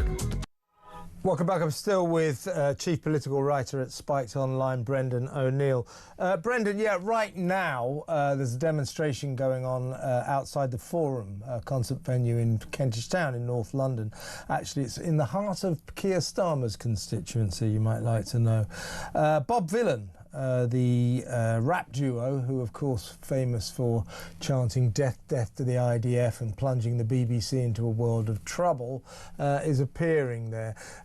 This is the poster. Camden loves Bob Vylan. Camden hates racists. Does Camden love anti-Semites then or something? Seems a bit of a strange poster. Now, you know, what do we call Bob Vylan? His name, the singers, or the front man is called Pascal Robinson Foster. My point is, look, he is known for these arguably racist rants against Israel. A lot of people would say flat out anti-Semitic. He's obsessed with Israel, obsessed with Jews. As he proved at Glastonbury, there's a big demonstration by the Jewish community outside that venue. And I think what they're asking is this, is the question I'd like to ask you. You know, if Pascal Robinson Foster or Bob Vylan were known for their racist rants against black people, what venues would offer them a stage? They wouldn't be allowed anywhere, would they? And yet they are known for what I would say are racist rants against Israelis, arguably anti-Semitic rants, and yet venues seem very happy to offer them their stages all over the country, indeed all over the world. There's a strange dichotomy there, isn't there? You know, so racism against black people, not allowed. Camden hates racism. Camden apparently doesn't hate anti-Semitism. I think that's the malaise of this country right now. Yeah, absolutely. I couldn't agree more. It's the double standard is extraordinary, and we all know what it is. It's, you know, Jews don't count when it comes to the modern left. When it comes to identity politics, Jews don't matter. So they can apply this extraordinary double standard. And, you know, I'm not in favor of shutting down music acts. I don't want anyone to be banned. I don't want people to be prevented from playing concerts. In many cases, that can play into the band's hands, actually. It can make them look like daring rebels when in fact they're just really annoying idiots with repulsive views. But it is an extraordinary double standard nonetheless. And what we have is a situation where, you know, these young kind of leftists, these young radicals who love going to Bob Vylan concerts and kneecap concerts as well, they pose as anti-racist, they pose as anti-fascist, and yet they go along to Bob Vylan, who's on record as chanting death, death to the IDF, who launches into rants about Zionists all the time, and we all know really what that means. Or they go to gigs by Kneecap. You know, this is a band that said up Hamas, up Hezbollah, two groups that were founded with the express intention of murdering Jewish people. One member of Kneecap posed with a collection of Hassan Nasrallah's collected speeches. That's the now deceased leader of Hezbollah. That's a book in which Jews are referred to as apes and pigs. Now, just imagine if a pop star posed with a book that referred to black people as monkeys, for example. Do you think that pop star would be lauded by the left? Do you think they'd get splashes in The Guardian? Do you think the BBC would be fawning over them? Of course not. But when it comes to Jews, it's a different story. It's a different standard. So I think that's what the celebration of Bob Vylan really, really demonstrates, that there's this black hole when it comes to anti-racist politics. There's this black hole in identity politics where Jews can be treated as inferior to all other groups. And I fully support the people protesting in Kentish Town tonight, even though I don't agree that the gig should be cancelled. But I think they're absolutely right to be furious that this man who openly called for the death of Jewish soldiers is being lauded in this way.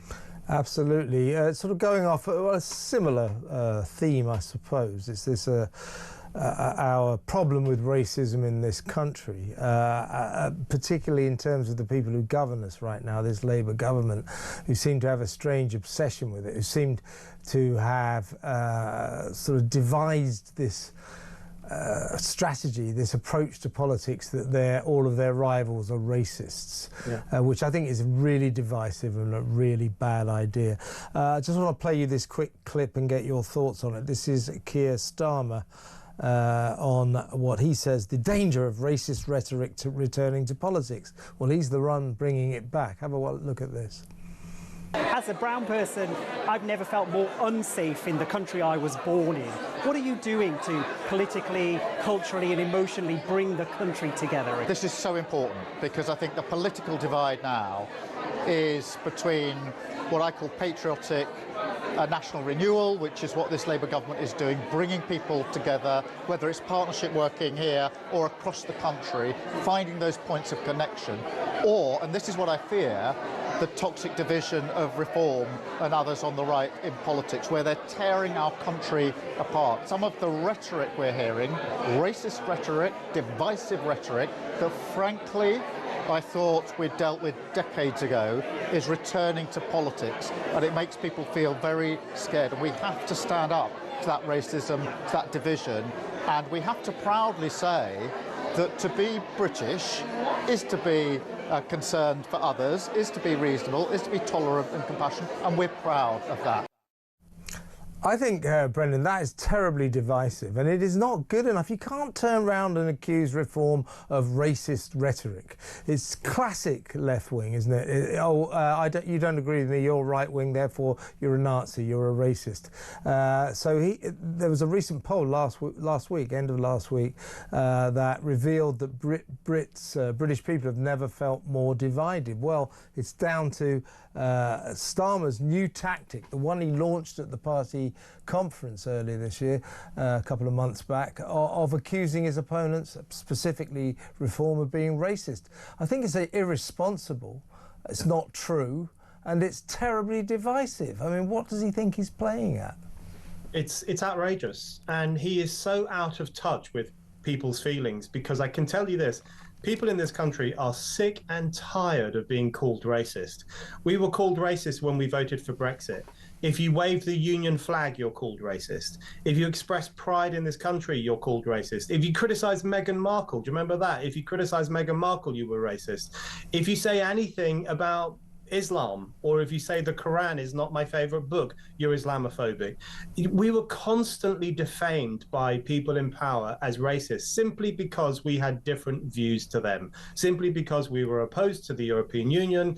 Lots of people are unsure about mass immigration. They want to take pride in Britain. These are all perfectly legitimate points of view, but the establishment tried to delegitimize them by calling them racist. And I just don't think that trick works anymore. I think it's been so overused. You know, the boy who cried wolf, these are the boys who cried racist way too often, and it just doesn't work. And especially now that they're saying it at the exact same time that the streets of our country have been taken over every weekend for the past 2 years by a bunch of nutters screaming blue murder about the Jewish state and the Jewish people. Do you think we're going to take lectures on racism from the kind of people who go on demonstrations like that or make excuses for demonstrations like that? Absolutely not. It's not going to happen. So this accusation of racism, the idea that Britain is a racist country, it just doesn't wash anymore. People have had enough of it. They're going to vote for Reform if they want to. They're going to protest at migrant hotels if they want to, and they're going to raise the union flag if they want to, and they don't care what Keir Starmer thinks about it. Brendan, it's always fantastic to have you on the show. Thank you so much for your time. Brilliant stuff. Brendan O'Neill, the incomparable columnist at The Spectator, New York Post, and the chief political writer of Spiked Online. When we come back, we're going to talk about Adil Ray. He's one of the hosts of Good Morning Britain. He happens to be a Muslim. He's known for his rather left-wing views. He seems to have come out in support of Sharia law. Seems to think it's a great idea. ITV are in crisis talks about this. They're furious. They've had him in, and his future is under a cloud due to his support for that medieval legal system. Extraordinary. We'll talk about that next.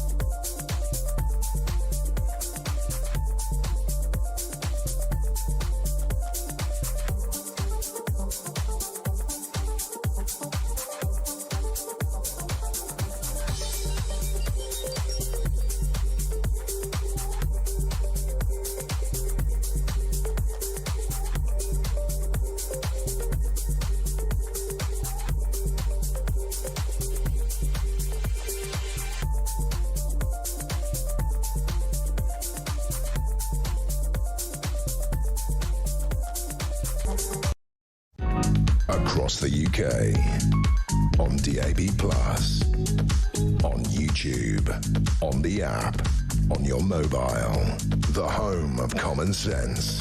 This is Talk.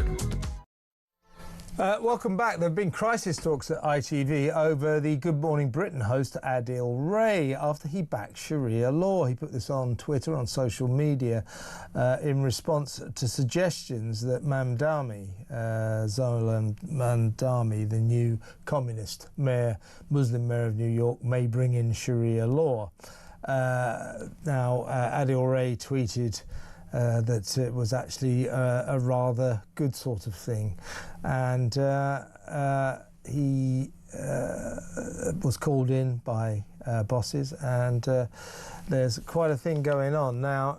His former co-star Emma Kenny, she responded to his suggestion that Sharia law was actually an excellent thing.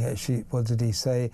The heart of Sharia is social justice, welfare, fairness, charity and cohesion.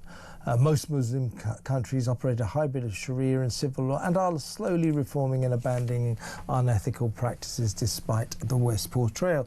Now, Emma Kenny, who used to work at Good Morning Britain, she suggested, she said something about stoning, beheading, the subjugation of women. What Sharia law? What's not to like? Now, Adil Ray, in my view, is quite rightly in trouble for this, but Emma Kenny made her feelings known very swiftly, and I approve of it, to be honest with you. TV psychologist she is. Emma Kenny, welcome to the show. Hi, Emma.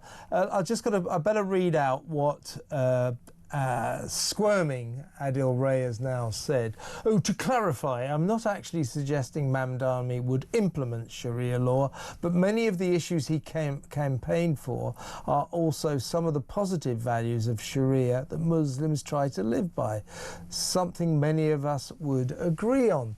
He's got to drop this, hasn't he? I mean, he's working for ITV, a proper, a national broadcaster in this country. Adil, I don't know if you're watching at all, but we don't actually approve of the idea of Sharia law, and nor do you, obviously, Emma. He shouldn't be saying all this, should he? I mean, like everybody who listens to your station, I'm kind of a free speech absolutist. I think you can say what you like, but the reality is you've got to face some consequences at times, and I think that he's made his statement. He's kind of retracted now in the face of what's happening. But what worries me most is just this idea that somebody would go out there and say that we need this in the UK. We don't need it in the UK because we have laws that absolutely represent all of the things that the best qualities of Sharia would actually represent. And of course, we want none of the worst elements of what Sharia represent. At the end of the day, no one has an issue with prayer, charity, honesty, family obligations, which are the tenets of those particular belief systems. We do have a big problem, however, with how it's interpreted in the more radical elements. Boko Haram, for example, ISIS, where the subjugation of women, female genital mutilation, forced child marriage, child basic rape, as far as I'm concerned, all of these things are also part of it. So the idea that anyone in mainstream media would suggest that that's something that they would say is representative of the moderate Muslim population, which it isn't, and more than that, is representative of something that people in the UK would wish to have over here, is deeply problematic. I mean, it's problematic. I will go as far as to say I have real issues with the fact that the Home Office and the government are completely aware that we actually have Sharia courts over here, and we know the impact that has on women. We know it because in 2018 there was a full Home Office report about this. It's not positive for women. I'm sure if you're a man, maybe it is, but it certainly isn't if you're female. And as a Western woman, it's our job and duty to call it out when it needs calling out. And my goodness, it needs calling out right now at this point in time. Do you know how many Sharia councils, these are the British version of Sharia courts, there are in Britain? 85 right around the country.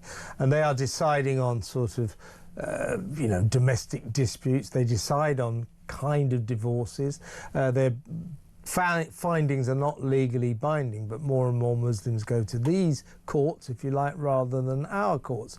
And I believe that the official view of Britain as a country is we don't want Sharia law. It can never be allowed here. We have our own legal system. 100%. 100%. Also, what you were saying then, we actually know what's happening in those courts, and it's not good. So we know that, for example, women are being pressured to stay in abusive situations. This actually came out in that report. We know that men are treated as superior and more important than females. We know, for example, that when it comes down to the actual legalities, women believe that decisions have been made that are completely illegal according to our law, but they believe it's legal because it's happening in those courts. So this is a deep problem, and the more we allow it to creep in, and this is what happens. Incremental shifts and changes are always the problem because we get used to it. We've seen how that's affecting our language, we see how that's affecting our behaviour, we see how that's affecting our communities, and we see how it's silencing, in particular, people who have very moderate perspectives but now feel that if they say anything, they're going to get branded as a far-right lunatic. That's what's happened in the past 5 to 10 years. If we allow this creeping to continue, where will we be in 5 to 10 years? And we kind of lump, shall we say, Muslims in one category, which is ridiculous. Of course it is. I consider myself a Christian. There are obviously incredibly orthodox and, shall we say, more progressive liberal Christians. It's the same in the UK when it comes down to Muslims, but those moderate Muslims are not going to Sharia courts. They're not listening to that particular intention that's being delivered there because, with respect, they have a much more westernised lifestyle. The problem that we have is if we allow this to keep creeping in and being put on mainstream as if it is just acceptable and as if we should just be willing to go, OK, this seems like a completely reasonable new idea. Let's just allow people to be culturally sensitive. No, because if cultural sensitivity leads to cultural insensitivity for the major population, which it has done, then we have a big problem and a gaping wound in our society. And we're talking about division more than ever because actually it is quite divisive because women are treated very differently in certain elements and situations where, shall we say, state and spirituality and religion is not separated. Yeah, and I think Adil is entirely wrong. He says the heart of Sharia is social justice. Might be if you're a bloke, not if you're a woman. Fairness, very fair if you're a bloke, not if you're a woman. And charity, maybe, I don't know. And cohesion. I'm not sure that Sharia law is particularly cohesive, certainly not in this country. And I do think that, Adil Ray, I agree with you. Anybody should have the right to say whatever they like, in my view. But Adil Ray is a presenter of a mainstream ITV news show. And I don't think he should have got involved in this because journalists should not be seen to be supporting one view or the other. And he's basically saying, oh, the fact that we've got more and more Sharia councils, more and more Sharia courts, that Sharia law is actually a very, very good thing. Well, he might think it is. I think it's pernicious. I think it's a dreadful thing. And I think we should be very careful about it.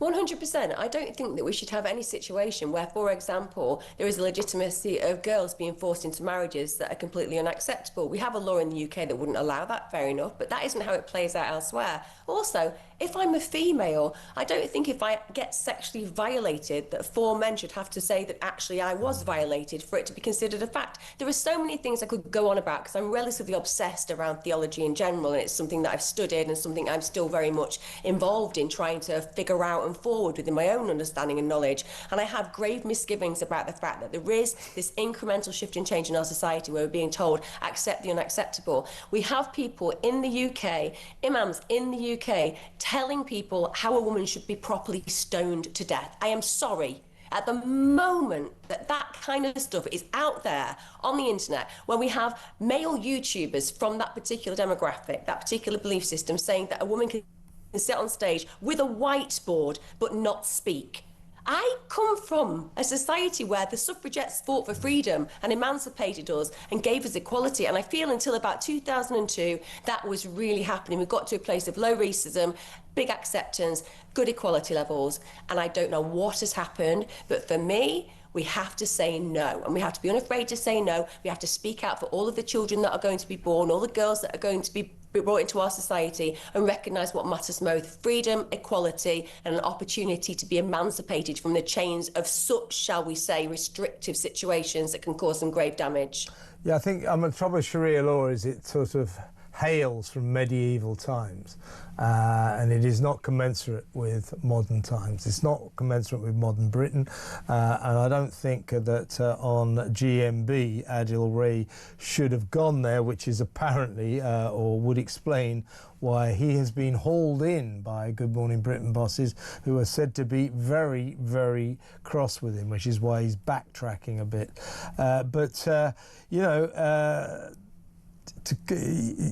He's saying, I'm not actually suggesting that Mamdani would implement Sharia law. That isn't the gist of what it's all about. He is approving of Sharia law, and you said on Twitter, very good, just some light stoning, a pinch of beheading, and a little touch of female subjugation. What's not to like? You didn't hear back. Well, I'm British, and time of great pain we have humour. Yeah, it's very funny. You didn't hear, and you got 300,000 views on that. You didn't hear back from Adil on that one? No. No, I don't expect I'll tell you why, Emma, because you just won the argument, and you certainly won the argument with me. In fact, we're both on the same side. Great to talk to you. Thanks for coming on. As Emma Kenley there, TV psychologist, former star of Good Morning Britain, making her feelings known about what Adil Ray said about Sharia law. What was he talking about? Was he say, what do you think? Let me know what you think. Give me a call, 0344 499 1000. Do you think the heart of Sharia law is social justice, welfare, fairness, charity and cohesion? Do you think that? Because I don't. 0344 499 1000. Let me know what you think about the BBC as well. I need to get your feelings about this. It's the BBC is going to waste your money, apparently, by trying to fight the case that it didn't defame Donald Trump when it spliced together his speech to make it look as if he called for insurrection and a violent assault on Capitol Hill. He did nothing of the sort. They're going to try and fight that case. That will cost us money. And what is going on? Why are they so delusional? Why do they not see that the BBC News department is now biased? Why can't they see it? Why do people like John Simpson and Nick Robinson think there's nothing wrong with the BBC? It's in big, big trouble. Why can't they understand that if the Director General, the boss of the whole thing, 550 grand a year or whatever it is he on, and the head of news both have to resign, are both forced to quit, that is a crisis of incredible magnitude. Why can't they see this? 0344 499 1000. Do you see much on the BBC you like anymore? Anything worth watching? What do you think about the BBC's journalism? And what do you think about Bob Villan up at the Forum? Should he have been allowed to appear? Should he be allowed on stage anywhere, since he seems to be so anti-Israel, arguably anti-Semitic? Do you think Bob Villan's a racist? 0344 499 1000. Now, after the news, you might want to get onto the phone about this. We're going to be talking about flags, the ripping down by councils of Union Jacks and St George's crosses. What do you think about that? 0344 499 1000. Let's go to break. We'll take a quick call after these messages. Stick around.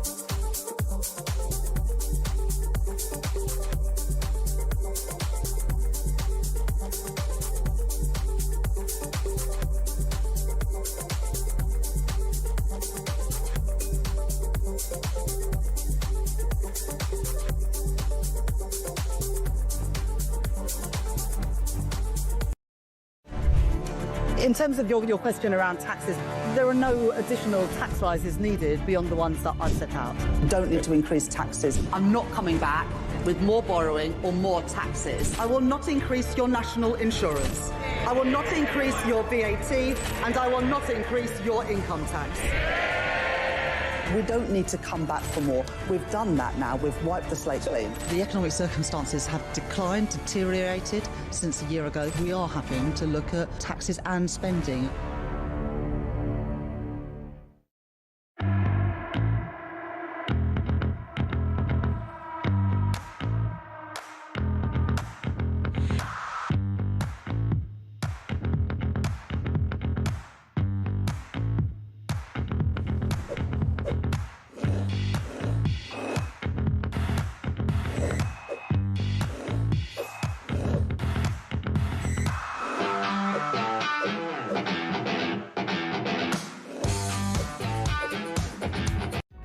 Across the UK, on DAB+, on YouTube, on the app, on your mobile, the home of common sense.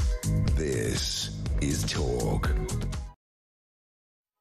Yeah, I was just saying, councils around the country have spent £70,000 pulling down Union Jacks and St George's crosses, the flags that Patriots have put up, with the Raising the Colour campaign. 70,000 quid around the country, pulling them down.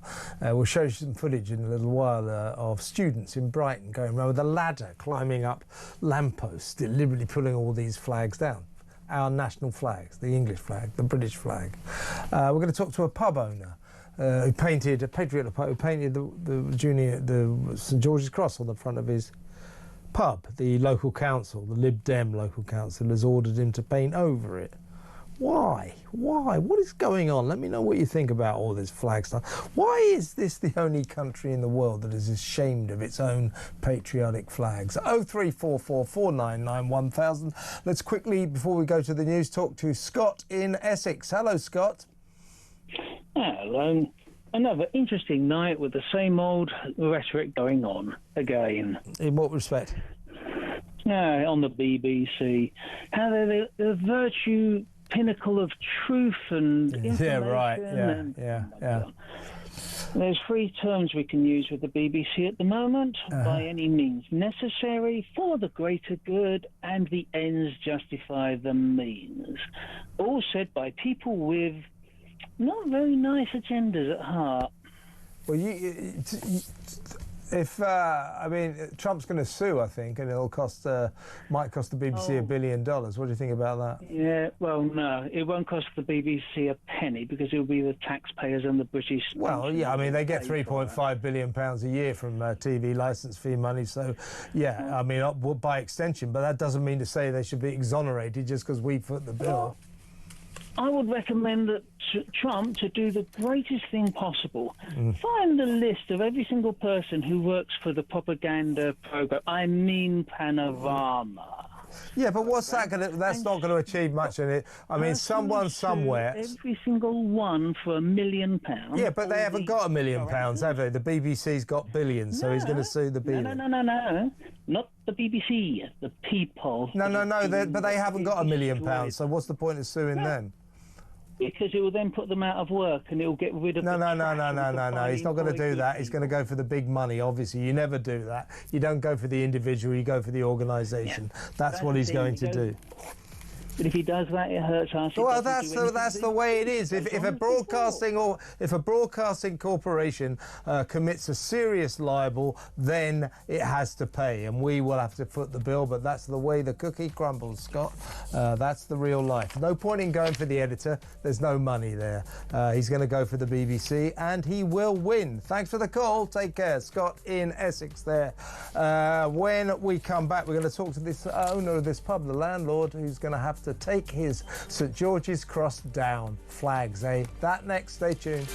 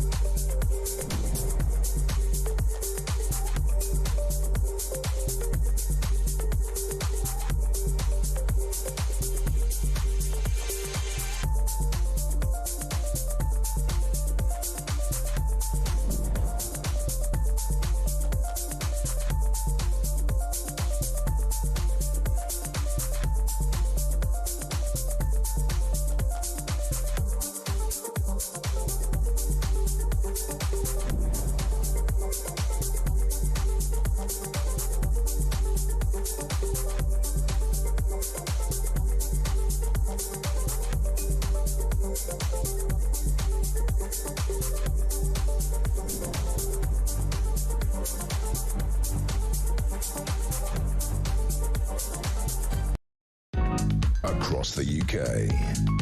On DAB+, on YouTube, on the app, on your mobile. The home of common sense. This is Talk.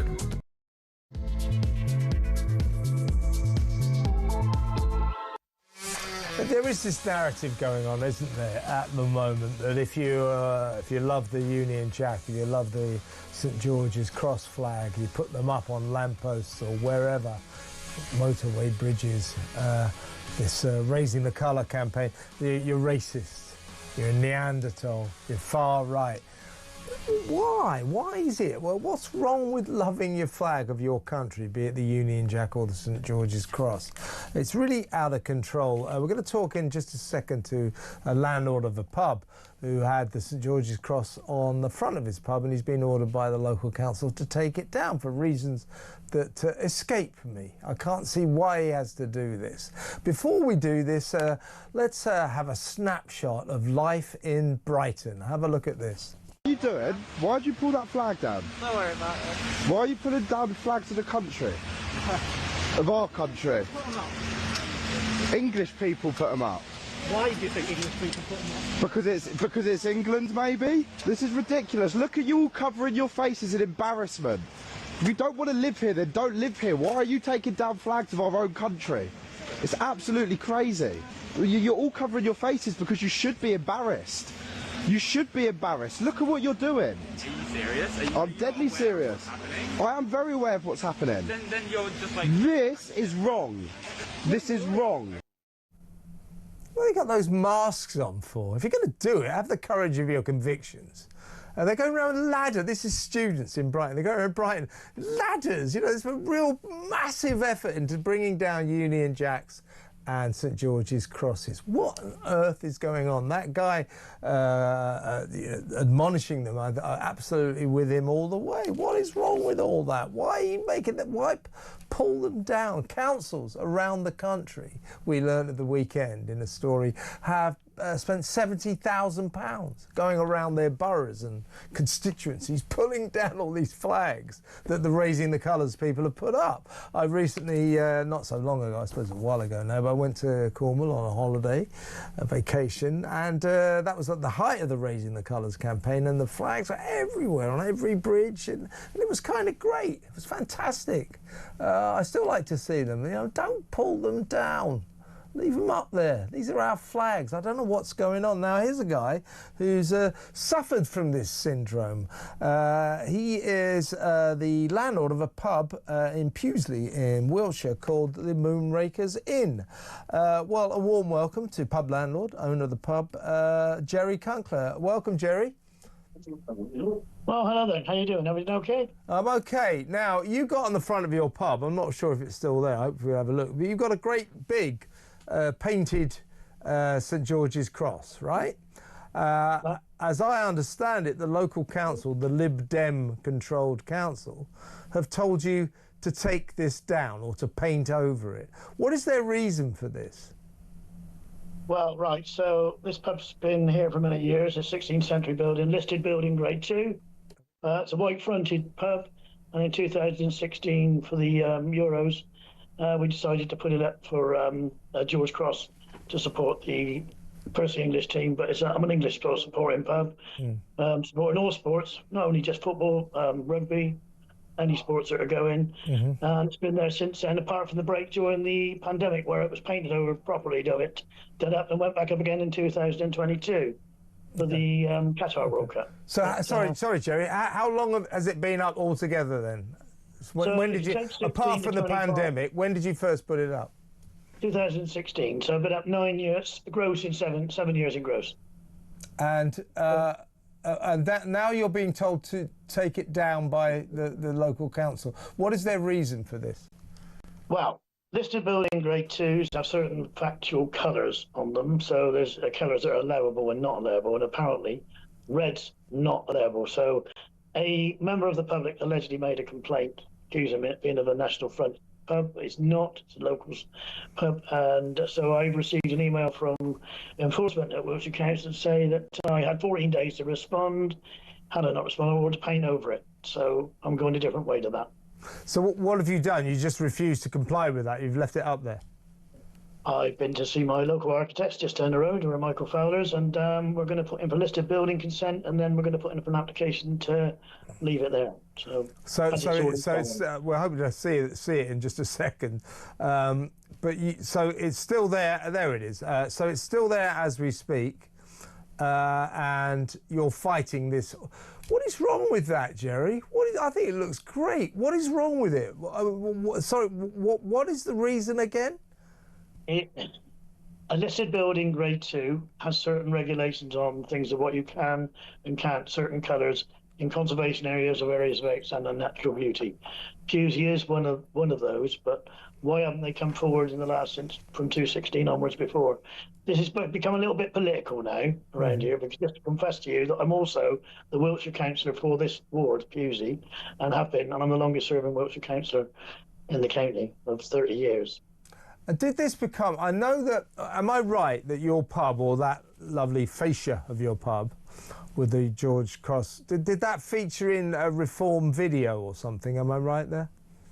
Yeah, so Danny Kruger, who was elected as an MP last July, was the Conservative councillor for MP for this area.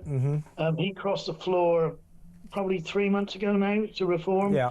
And as I have to work with Danny Kruger, he asked if he could have permission to have a part of the video that he was doing for the Reform video sat in front of the pub with the Reform the Reform logo, and they've just put that out last week, beginning of last week, on social media, and within a day I've had a letter from the council saying I have to remove it. That's what I'm getting at. So the fact that that your pub with its lovely red cross on the front, which you've had since 2016, suddenly appears in a Reform video. Suddenly the Lib Dem local council order you to pull it down. That sounds rather political to me, doesn't it, you?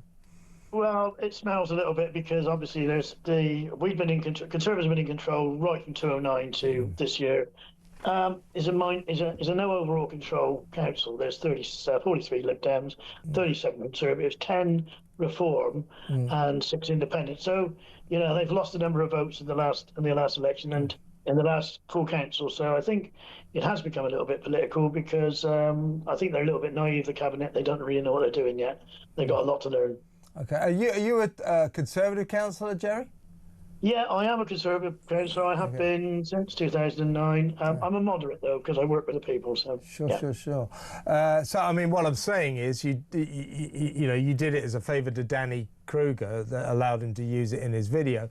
I mean, you're not a sort of Reform UK pub or a Reform UK member. So for you, I would suggest letting Danny Kruger use your pub was not political. It was more the gesture of a friend.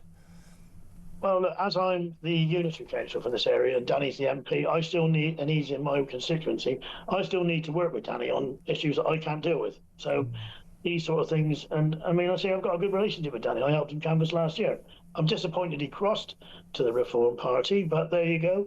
That's his choice. That's his prerogative to do that sort of thing. I mean, you know that the politics has had the vacuum, the centre sucked out of it just recently. Yeah. You've got Greens on the left and the Labour on the left. You've got Reform on the right, Conservative, centre right. There's no middle ground anymore in this political world at the moment. Yeah, we're very polarised. What's your feeling generally, since you seem to be at the heart of the issue, about the Raising the Colour campaign? So all over the country, St George's Crosses and the Union Jacks appeared. They're all put on lampposts and bridges and all over the shop. And everybody, all the local councils, we just learned around the country, £70,000 has been spent by local councils pulling them all down. Why are local councils, including obviously yours, not blaming you of course, why are they also sort of against the idea of our national flags, English and British, being flown around the country? Why are they against it, do you think, Jerry? Well, is it the culture that we live in nowadays? I mean, this is sort of like a fight back against the Britishness, or sort of like the British Bulldog, if you go back to the Winston Churchill days. I think what we have is the fact that certain metropolitan areas in the country, have I mean, where I am, I'm pretty well isolated from any sort of those factors. So this was never done with any intent to do that. But I think you'll find that it's become polarised, and I think we're having a problem. The immigration, obviously, and the boats and all those sort of things is upsetting people. And you've heard the hearing from Epping Forest today, that the court hearing, the court ruling to say that they can stay. Just one of these things that within 3 years this will probably have gone away to a point, but it's just very, very toxic at the moment. It certainly is. Well, tell us a little bit about your pub before you go. How long have you run it? Right, so I came in here as a manager for a couple of Australians that couldn't sell it in 1981. Oh, blimey. And I've been here 44 years, and 11 months later I'm still here.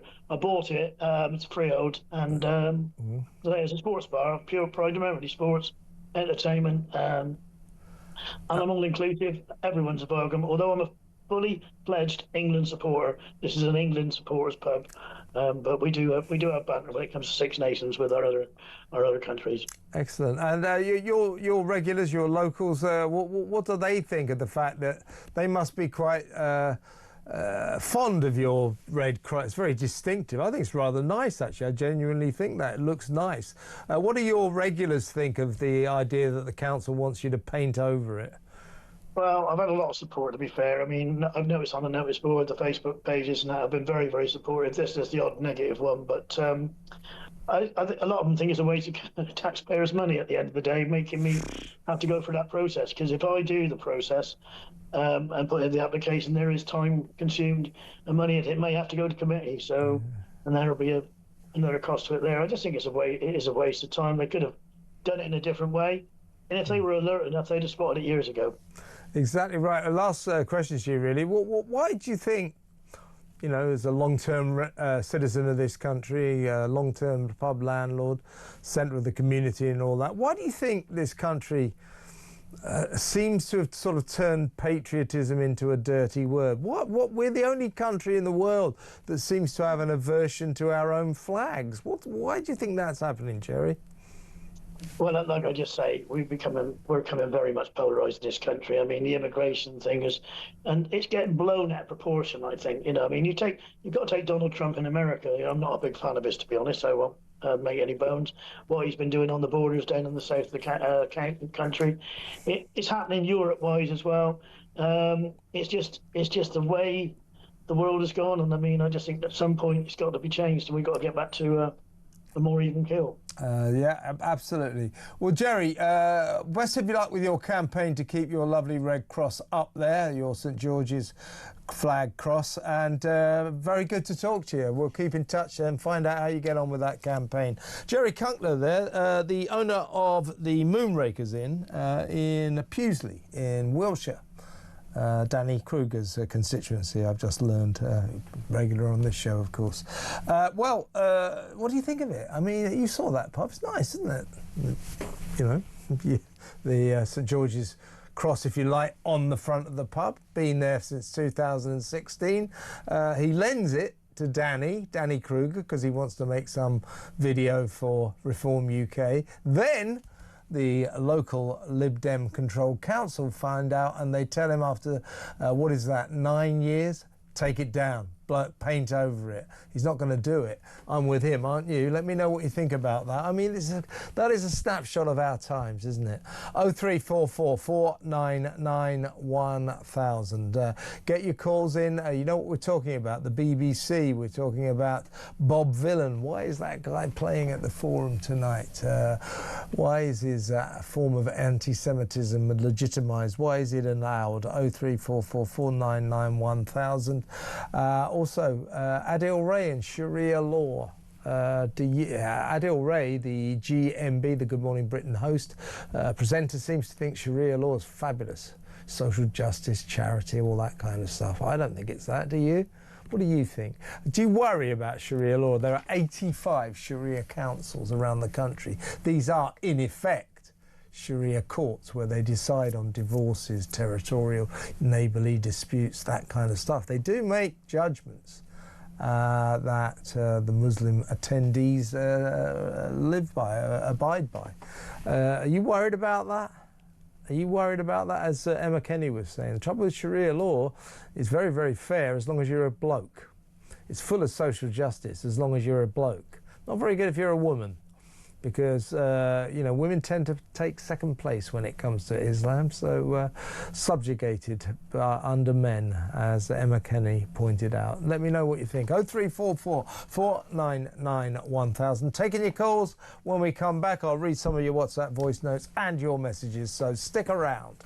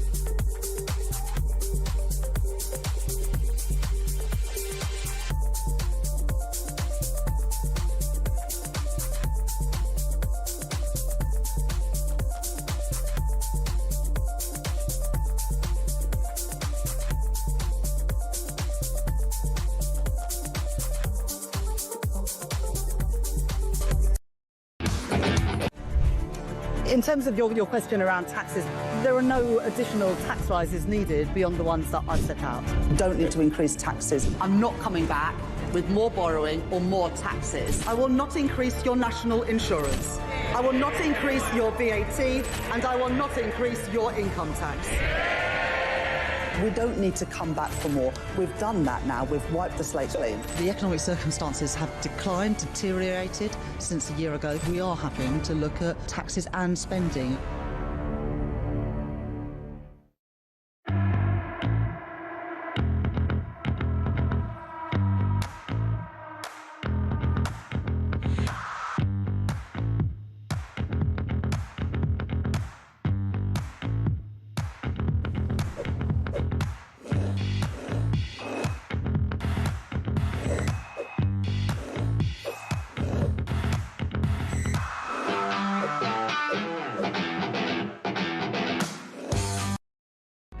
Across the UK, on DAB+, on YouTube, on the app, on your mobile, the home of common sense.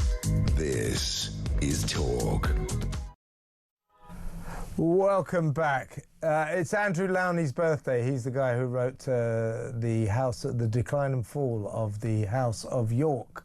The book that set the ball rolling on the disaster for Prince Andrew, the former Prince Andrew and Fergie. It's Andrew Lowney's birthday. My producer just told me that. Happy birthday, Andrew, if you're watching. Right, let's listen to some WhatsApp voice notes, shall we? This is Nick on the BBC. Hi, Kev. I've heard people say from the BBC that it was an error of judgment when they blended that speech together of Donald Trump's. Oh, yeah, it was an error of judgment. They backed Harris. Trump got elected. A very, very bad error of judgment. Yeah, it wasn't an error of judgment. It was done deliberately. That's the problem. I mean, the question is who did it? I mean, it might not be the editor of the programme's fault. It might not be any executive's fault. It's maybe some cutting guy way down the pecking order. You would have thought, though, higher up the pecking order, they might have said, hang on, did we splice this speech? Is this edited? Someone somewhere should have said, that's edited, we've got to be careful here. Unbelievable that they didn't do that. So who did it is still up in the air. We don't really know, but we do know that when you get situations like this, very, very rarely the buck stops at the top, and this time it has. So in the end, whoever did it at Panorama, it was deliberate. It wasn't an error of judgment. They did it deliberately to deceive the audience. They did it deliberately to make it look as if Donald Trump had made a speech calling for insurrection, calling for the mob to storm Capitol Hill, going, fight, fight, fight. They edited it, they doctored it, they manipulated it. So that in the end, you know, who knows who did it, but Tim Davies gone, Deborah Turnus has gone, and there may be more people to come. If they do find out who actually did do that, they must go as well. And I think that the BBC chairman, Samir Shah, should consider his position as well after the ridiculous letter he sent to the Culture Committee this week on Monday. Ridiculous yesterday.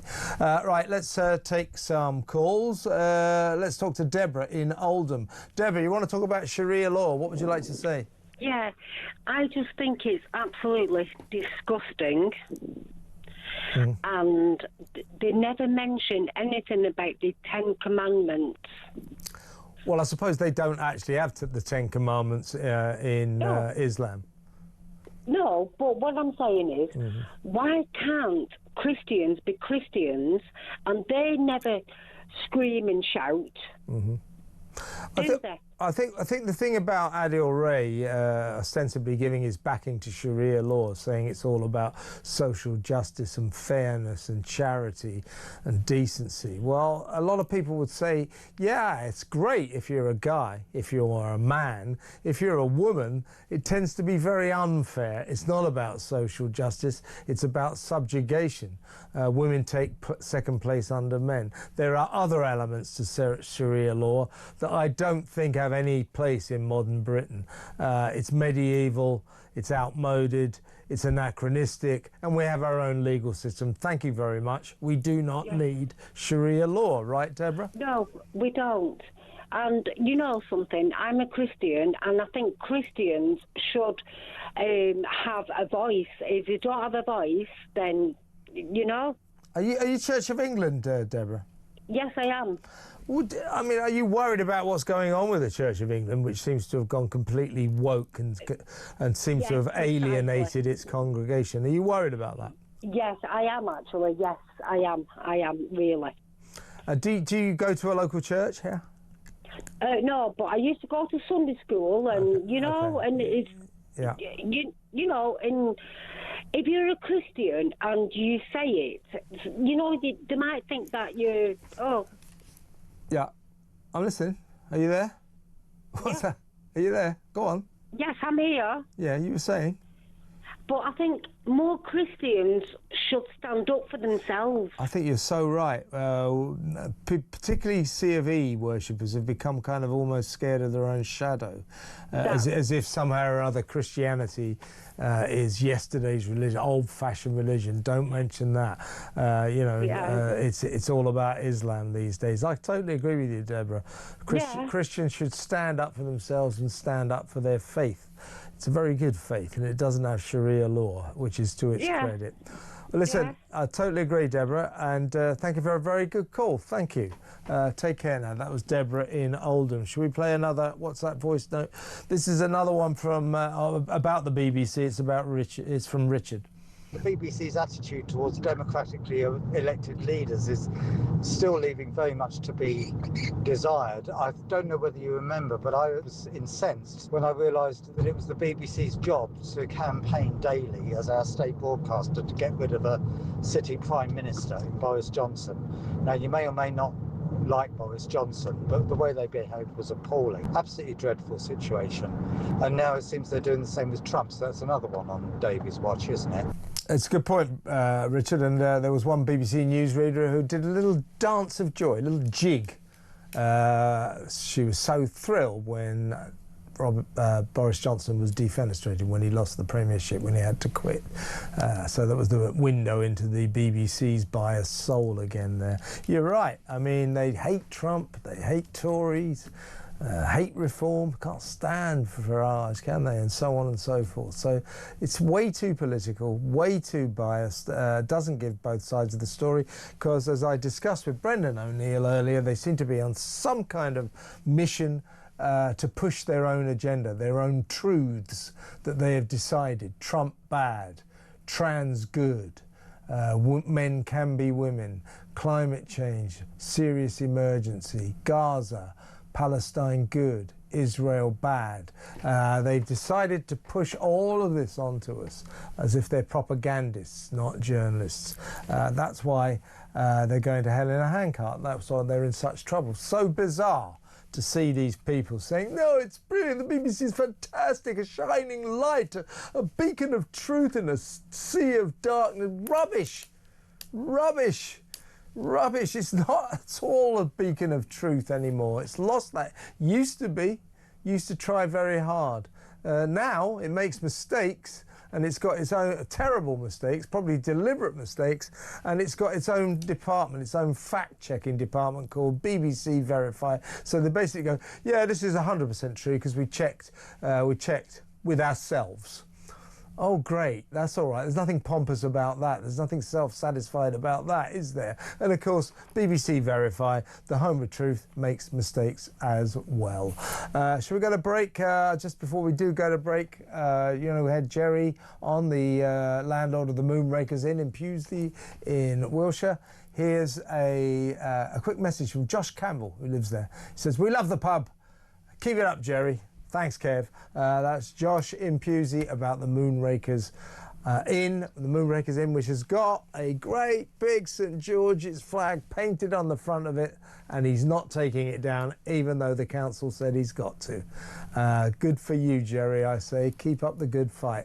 0344 499 1000. Let's go to break, take some more calls, some more messages, some more WhatsApp voice notes when we return.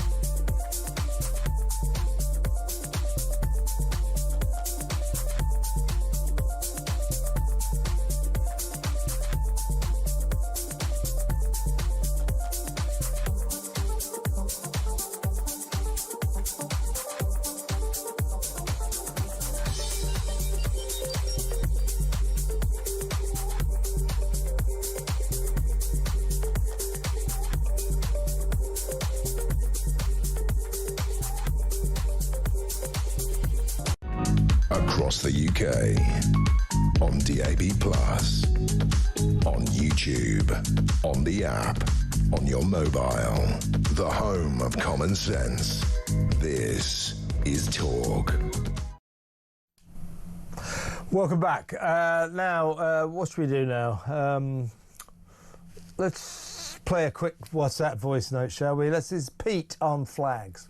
these councils going around pulling the flags down? 70 grand? This is the sort of thing that most councils say they haven't got that money to spend. So where are they getting the money from all of a sudden? Suddenly it's available, isn't it? And it's our flag in our country. They should leave it alone. But we don't hear of them going around ripping down the Palestine Hamas flags, do we? Which they should be doing, because that's to incite violence. This country, this is all back to front. Well, we've got a complete back to front run in the country, haven't we? So that about sums it up. Well said, Pete. Exactly right. On so many of these boroughs, we've got to get these Union Jacks and these St George's flags down, these symbols of far-right racism, get them down. Oh, there's a load of Palestine flags. Oh, that's fine. They can stay up. I mean, there is a serious problem here. I totally agree. Here's a message from Ernie. He says, let's be honest, Kev, England is almost completely finished now when you can't fly your own flag.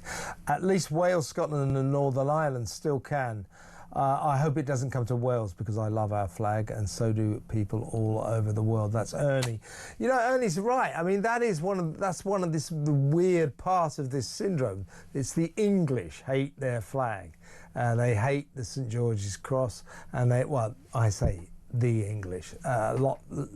Certain elements of English society hate our flags. They hate St George's Cross and they hate the Union Jack. Up in Scotland and over in Northern Ireland and in Wales, they love their flags. So strange. What is it about the English? What is it about St George's Cross? I mean, I know what the story is, but, you know, reclaim it. Reclaim it. It's our flag. Be proud of it. Let's talk to Mark in Lincolnshire. He wants to talk about Sharia law. Hi, Mark. Hi there, Kev. Deborah there that you were on was talking about Sharia last. Yeah. And I think you two were saying Christians need to stand up for themselves. Well, up steps Mark from Lincolnshire to the plate. Okay, go on, Mark. Stand up for yourself. I'm a Christian that doesn't mess my words about. I'm fed up of all this woke claptrap Christianity that we have in this country. There's a vastly sizable movement of people like me now within Christianity. It's what's sparking the recurrence, you know, the comeback to Christianity, which is happening, particularly with younger men. It's because Christians like myself are turning more back to Scripture, how it's supposed to be, moving away from the Church of England teachings, basically, of wokery and absolute claptrap, basically. It didn't used to be like that, though, Mark, did it? I mean, you know, the Church of England used to be called the Tory Party at Prayer, but people like old Justin Welby, and this new woman who's running the show as well. I mean, these people are uber woke, ultra woke. You know, was it Welby committed? I can't remember how much, but, you know, he committed the Church of England to repaying, you know, billions of pounds worth of reparations for the Church of England's role in ancient slavery and all that sort of nonsense. That's what I don't think traditional congregations want to see. Well, the thing about what people don't really understand about the Church of England is the way that they've gone, that they're actually considered by quite a lot of other churches, Anglican churches across the world. They're considered as quite apostate now, the Church of England, as in separated from God. In so much as, I mean, I have no problem whatsoever. You know, somebody like Welby, I'll quite happily call him a blasphemer, because he is.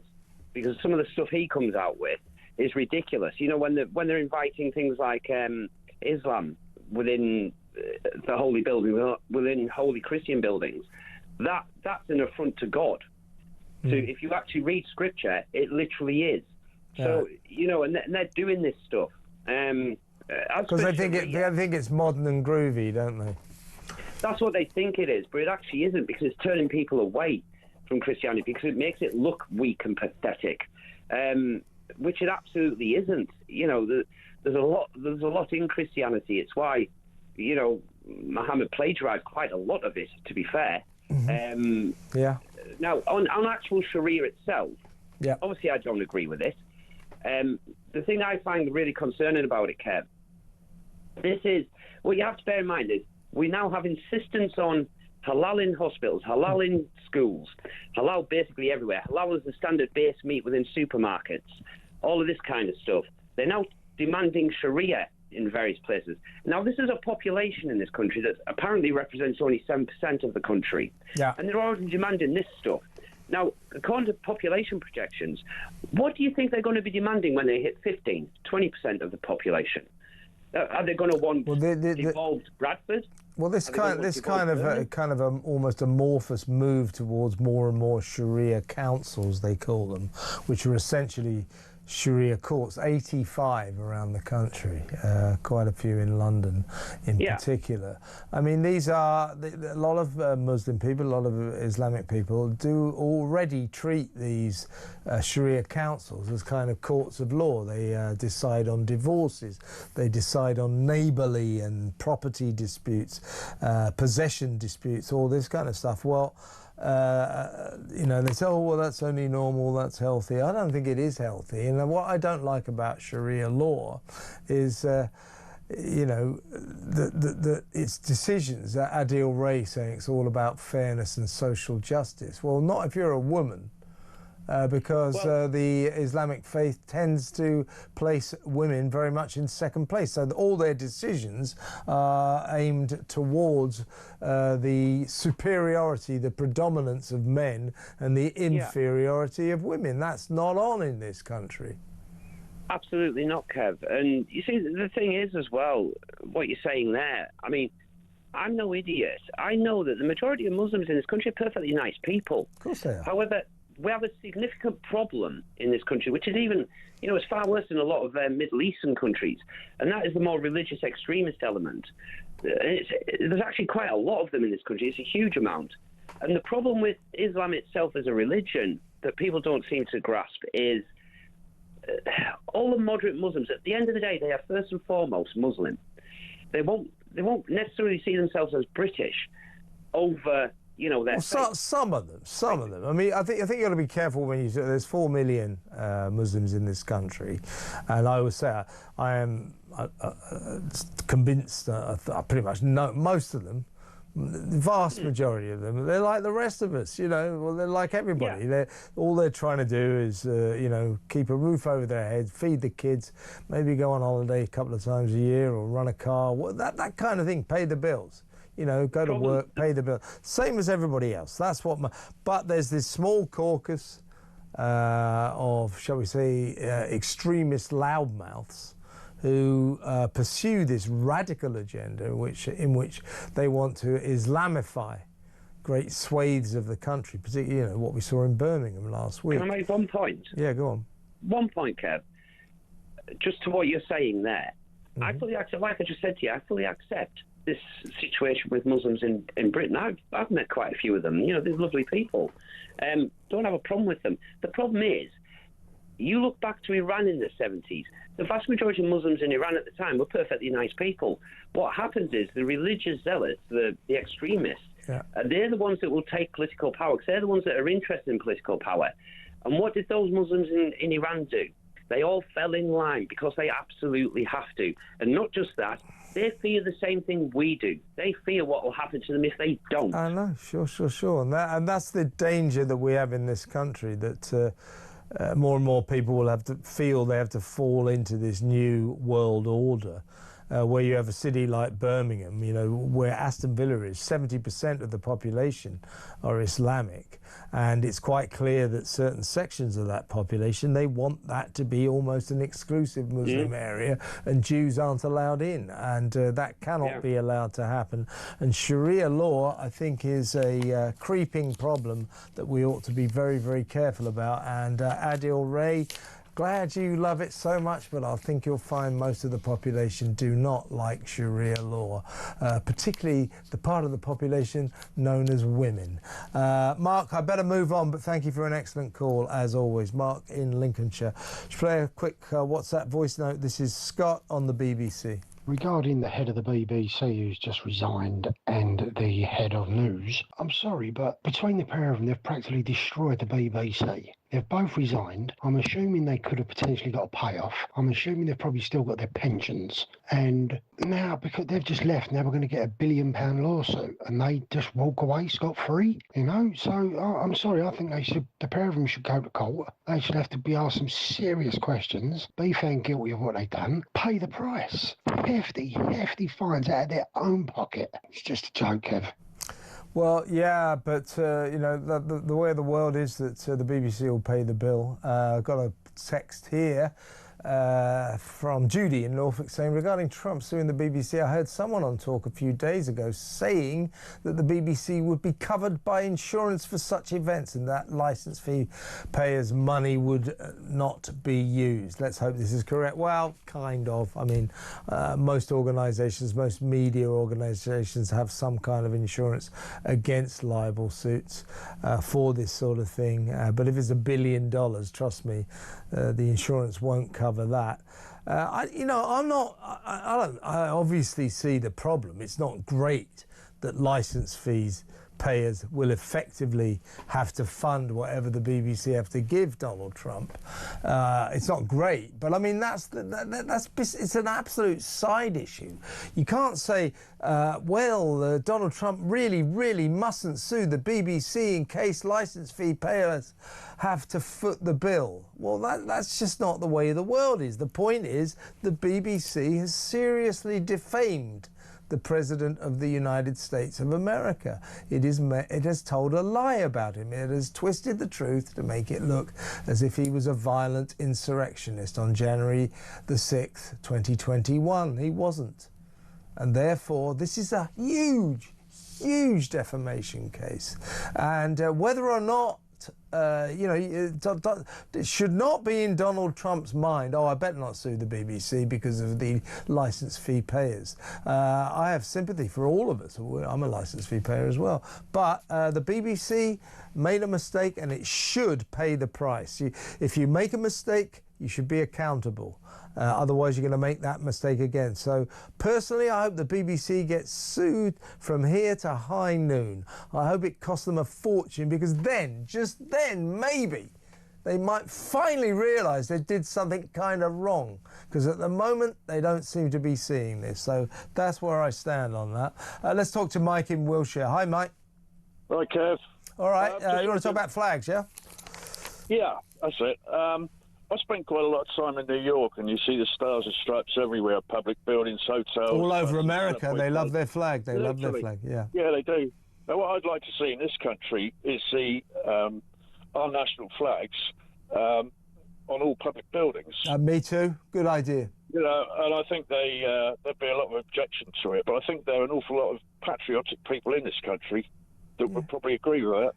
Well, I mean, as you say, Mike, you know, I used to live in the States, you know, and you see the flags everywhere, particularly on public buildings. It's just a given that City Hall or the courtroom or the police station will have a Stars and Stripes flag flying from it. The Americans expect it.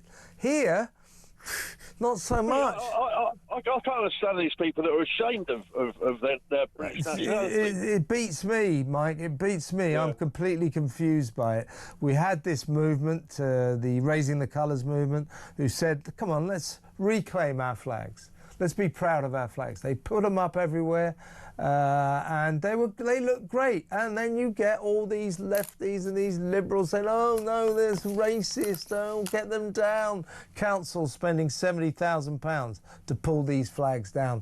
What is going wrong in this country? That is sick. It's wrong. It's perverted. No other country, no other nation feels that way about its national flags, right? Yeah. Yeah, just as an aside, Kev, I know Jerry Conkler, who was on earlier. I know him really well. Oh, do you? His pub is a great sports pub. People want to go in there and watch the rugby, the football, bit of racing, and it's very entertainment orientated as well. He does an awful lot for the village. Yeah, and I also, Mike, if you know the pub well, by the way, I've had a lot of messages. Jerry's obviously a popular landlord. I think that the St George's cross on the front of it looks really nice, don't you? It does. It looks great. It brightens the place up a bit, to be honest with you. You know. Exactly right. Some of these buildings are quite dull at times, but I mean, Jerry, I think, you know, that flag's been on there for years. You know, why people can't just let it be, I don't know. Yeah, since 2016, all of a sudden they want to pull it down or paint it over. Absolute nonsense. I think that might be a little bit of a political issue. Well, it is. That's exactly what it is. That's exactly what it is. He let Reform UK borrow the pub to make a video, and suddenly the local Lib Dem council say, paint over that flag. You know, it's totally political. It's ridiculous. Anyway, get down the pub and give Jeremy my best, Mike. Good to talk to you, mate. That's Mike in Wiltshire. What have we got here? Yeah, this is a good one. This is from Dom. He's in Winchester, but he now lives in Lisbon. Thank God, he says. Alec Penstone. He was the brilliant centenarian, the 100-year-old, appeared on Good Morning Britain last Friday and said that he looks around Britain today and he thinks of all of his young friends when he was in the war, who died, who laid down their lives for their country, made the ultimate sacrifice. He too fought through that war. All the survivors, all those who died. He said it wasn't worth it. Looks around Britain now and said it wasn't worth it. So Dom says, ask Alec Penston if he thinks Sharia law is a good idea. I got this feeling that Alec wouldn't think it's a good idea. You know, I've got no, by the way, you know, we have a multicultural society. I've got no objection to the Islamic community, Muslims living here, but they can't have their own religious legal system. End of. You're not getting Sharia law, mainly because we don't like it. We don't agree it's a fair system. It's a religious court. You know, we don't do that here.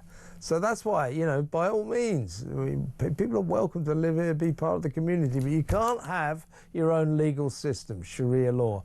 That's it, end of, okay? 03444991000. Let's play a last WhatsApp voice note. This is Rob, again on the BBC. How Star we're going to square that one is going to either be defending the BBC or sticking by Trump. So either way, that special relationship is not going to be so special no more, is it? Because he's either going to defend the BBC and basically disagree with Trump, or he's going to, you know, agree with Trump and go against all the left and the BBC. So, yeah, I just wonder what your thoughts are about that, mate. Good WhatsApp voice note, Rob. You know, well said, well said. Let's go to this is a quick. This is Matt in Grimsby. Another message. Nick Robinson, BBC guy. Nick Robinson and people are like are so far left they cannot see any difference, even when the truth is staring them in the face. Oh, and the big paycheck they get too. Yeah, they earn lots of money. These people. I think to be fair, I think I'm right in saying Nick Robinson, when he was at Oxford, was chairman or the president of the Conservative Association. So to be fair. His background is not necessarily left-wing. It's not political, you know, these people in the BBC aren't necessarily sort of traditional Labour or anything like that. They're just metropolitan elite left-leaning liberals, you know, who are all for open borders and multicultural society and so on and so forth. And they think we're all a bunch of, they love letting the migrants in. They think we're all a bunch of racists for worrying about our borders. They hated Brexit. They're mad Remainers, etc., etc., etc. It's that kind of outlook, metropolitan elite outlook that pervades at the BBC. Let's go back to the phones. Let's talk to a good caller, Herbie in Harrow. Hi, Herbie. Oh, Kevin, what has gone wrong with this country? We've been run by snowflakes and wokeism. I'm sorry. The day of all days, Kevin, when so many men gave their lives for our great nation and our great flag, we should be ashamed of ourselves. Aren't we proud of the Union Jack? Would you rather have the swastika flying above the tunnels? Very good point, Herbie. Yeah, I don't get it. I mean, you know, the St George's Cross, okay, it was hijacked for a while by some, you know, right-wing extremists, if you like. But why should we then forever say, oh, the St George's Cross is a symbol of racism? No, it's not. It's our flag. Why can't we reclaim it? Take some pride in it. Well, Kevin, I'd like to see them take it down, take them flags down at the Mall. Please go down and remove when we got a visit or we've got something going on. Go and remove them flags in when they got flying them down. Them great big ones down the middle. I'd love to have a couple of those and fly them on my place. I'll tell you, Kevin. Yeah. We should not be ashamed of our flag. If you don't like our flag, go to the country which you want to represent and go and do it to their flag and see what they will do to you. I'll tell you what, you won't get the same response that we give. Yo, go, give them a biscuit, a chocolate, something like that. You know, snowflakes on wokeism. That's all it is, Kevin. Unbelievable. Our great nation has been run by idiots. Yeah, so you agree with me. I've got a bit of an issue with my friend Piers Morgan and his new book, Woke is Dead. It's a good book. He's a great writer, a very enterprising guy, good friend of mine. But I don't agree with his contention that woke is dead. I think it is thriving. I think it infests and pollutes every aspect of British life. They managed to get rid of it. Donald Trump literally got rid of it at a stroke with one speech in America. Yep. But we are still dying under the weight of it. It's disgusting. It really is. So, Piers, love you though I do. I'm going to tell you something right here and now. Woke is not dead. Am I right, Herbie? You are totally right there, Kevin. I am so ashamed that our great nation has to be run by so few people that seem to have an idealistic way of their own and not ours. Our nation is great. Let's stand up for it for a change. Let's fly that flag. Let's fly our great nation. We are a great country. Let's fight for it. Let's save it. We do not want to be run by these idiots any longer. We've got to take back control of it, Kevin. We definitely have. Well said, Herbie. Well said. Good to talk to you as always. Herbie in Harrow there. Quick message here. This is from Marouche in Wellingborough. He says, great show as always. Thank you, Marouche. Great points made by yourself and Brendan O'Neill discussing the BBC. The truth needs evidence and facts, which then forms impartiality, which then the people can trust in. Also, if this is damaged, like all the stories you've mentioned, then on purpose, and the value of what the BBC stands for begins to run out of road and credibility as a valid media organisation. Exactly right. They've decided on what their truths are, and then they're imposing them. They're making their truths seem real to us, even though it's dubious. I mean, the BBC basically wants to tell us, it's had to be forced away from this contention now, but it basically wants to tell us that if a bloke puts on a dress and says, I identify as a woman, that we have to say, well, in that case, you are a woman. No, you're not. You're a bloke in a dress. You know, good luck to you. If that's what makes you happy, knock yourself out. I don't care how you live your life as long as it doesn't harm anyone else. But don't tell me a biological untruth. Don't tell me just because you put on a dress and identify as a woman that you are a woman, even if you have the surgery. It doesn't make you a woman. Sorry, that's the facts. Just doing my job, folks, giving you the facts. Right, quick last call. Robert in Hertfordshire. Hi, Robert. Hi, Kev. Hi, Kev. I was going to talk to you about the young Burks taking the flag down in Brighton, but I was more interested in your talk about Islam, Sharia law. Sharia law, yeah, go on. Sharia law. I am a Christian, and we are in just the start of a holy war. Believe you me, we are at the start of a holy war in this country. We've certainly got some kind of conflict going on with certain elements of our Islamic community. I think it's very important, Robert, to stress. I think this is a fairly small caucus, but there are extremist Islamists in this country who want to set up Sharia law. They want to take over entire areas and not really let Israelis or the rest of us in. You're right, there's a problem here. Yeah, but you've annoyed me a little bit, Kev, and I'll tell you for why. It's your naivety. Look. Okay. My naivety. I don't often get accused of that. What have I done now? Right, let me explain. I've got a message for all those so-called moderate Muslims in this country. Sooner or later, you're going to have to make a choice. Sooner or later, that's you're interesting, going to be intimidated to make a choice. It might not be for a few years, but you will have to make it. I think you got a good point there. The moderate Muslims, normal people, I guess, who go along with this just for an easy life, They may be at the heart of the problem going forward. Robert, good point. I stand corrected. Robert from Hertfordshire there. That's about it for tonight, folks. Harry Cole Saves the West is next, live from Washington. After that, Petri Hoskin will take you through till 1 a.m. into the small hours. You've been an amazing audience. I've been Kevin O'Sullivan for What It's Worth, and I'll be back tomorrow at 7 p.m. Same time, same place, right here on Talk. Be there.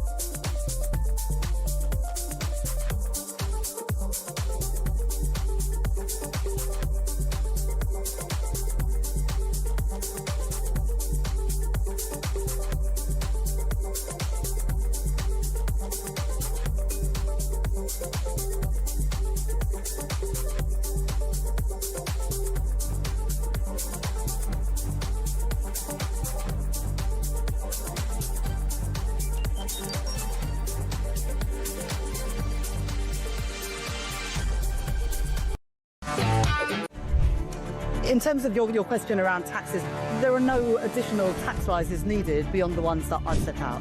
Don't need to increase taxes. I'm not coming back with more borrowing or more taxes. I will not increase your national insurance.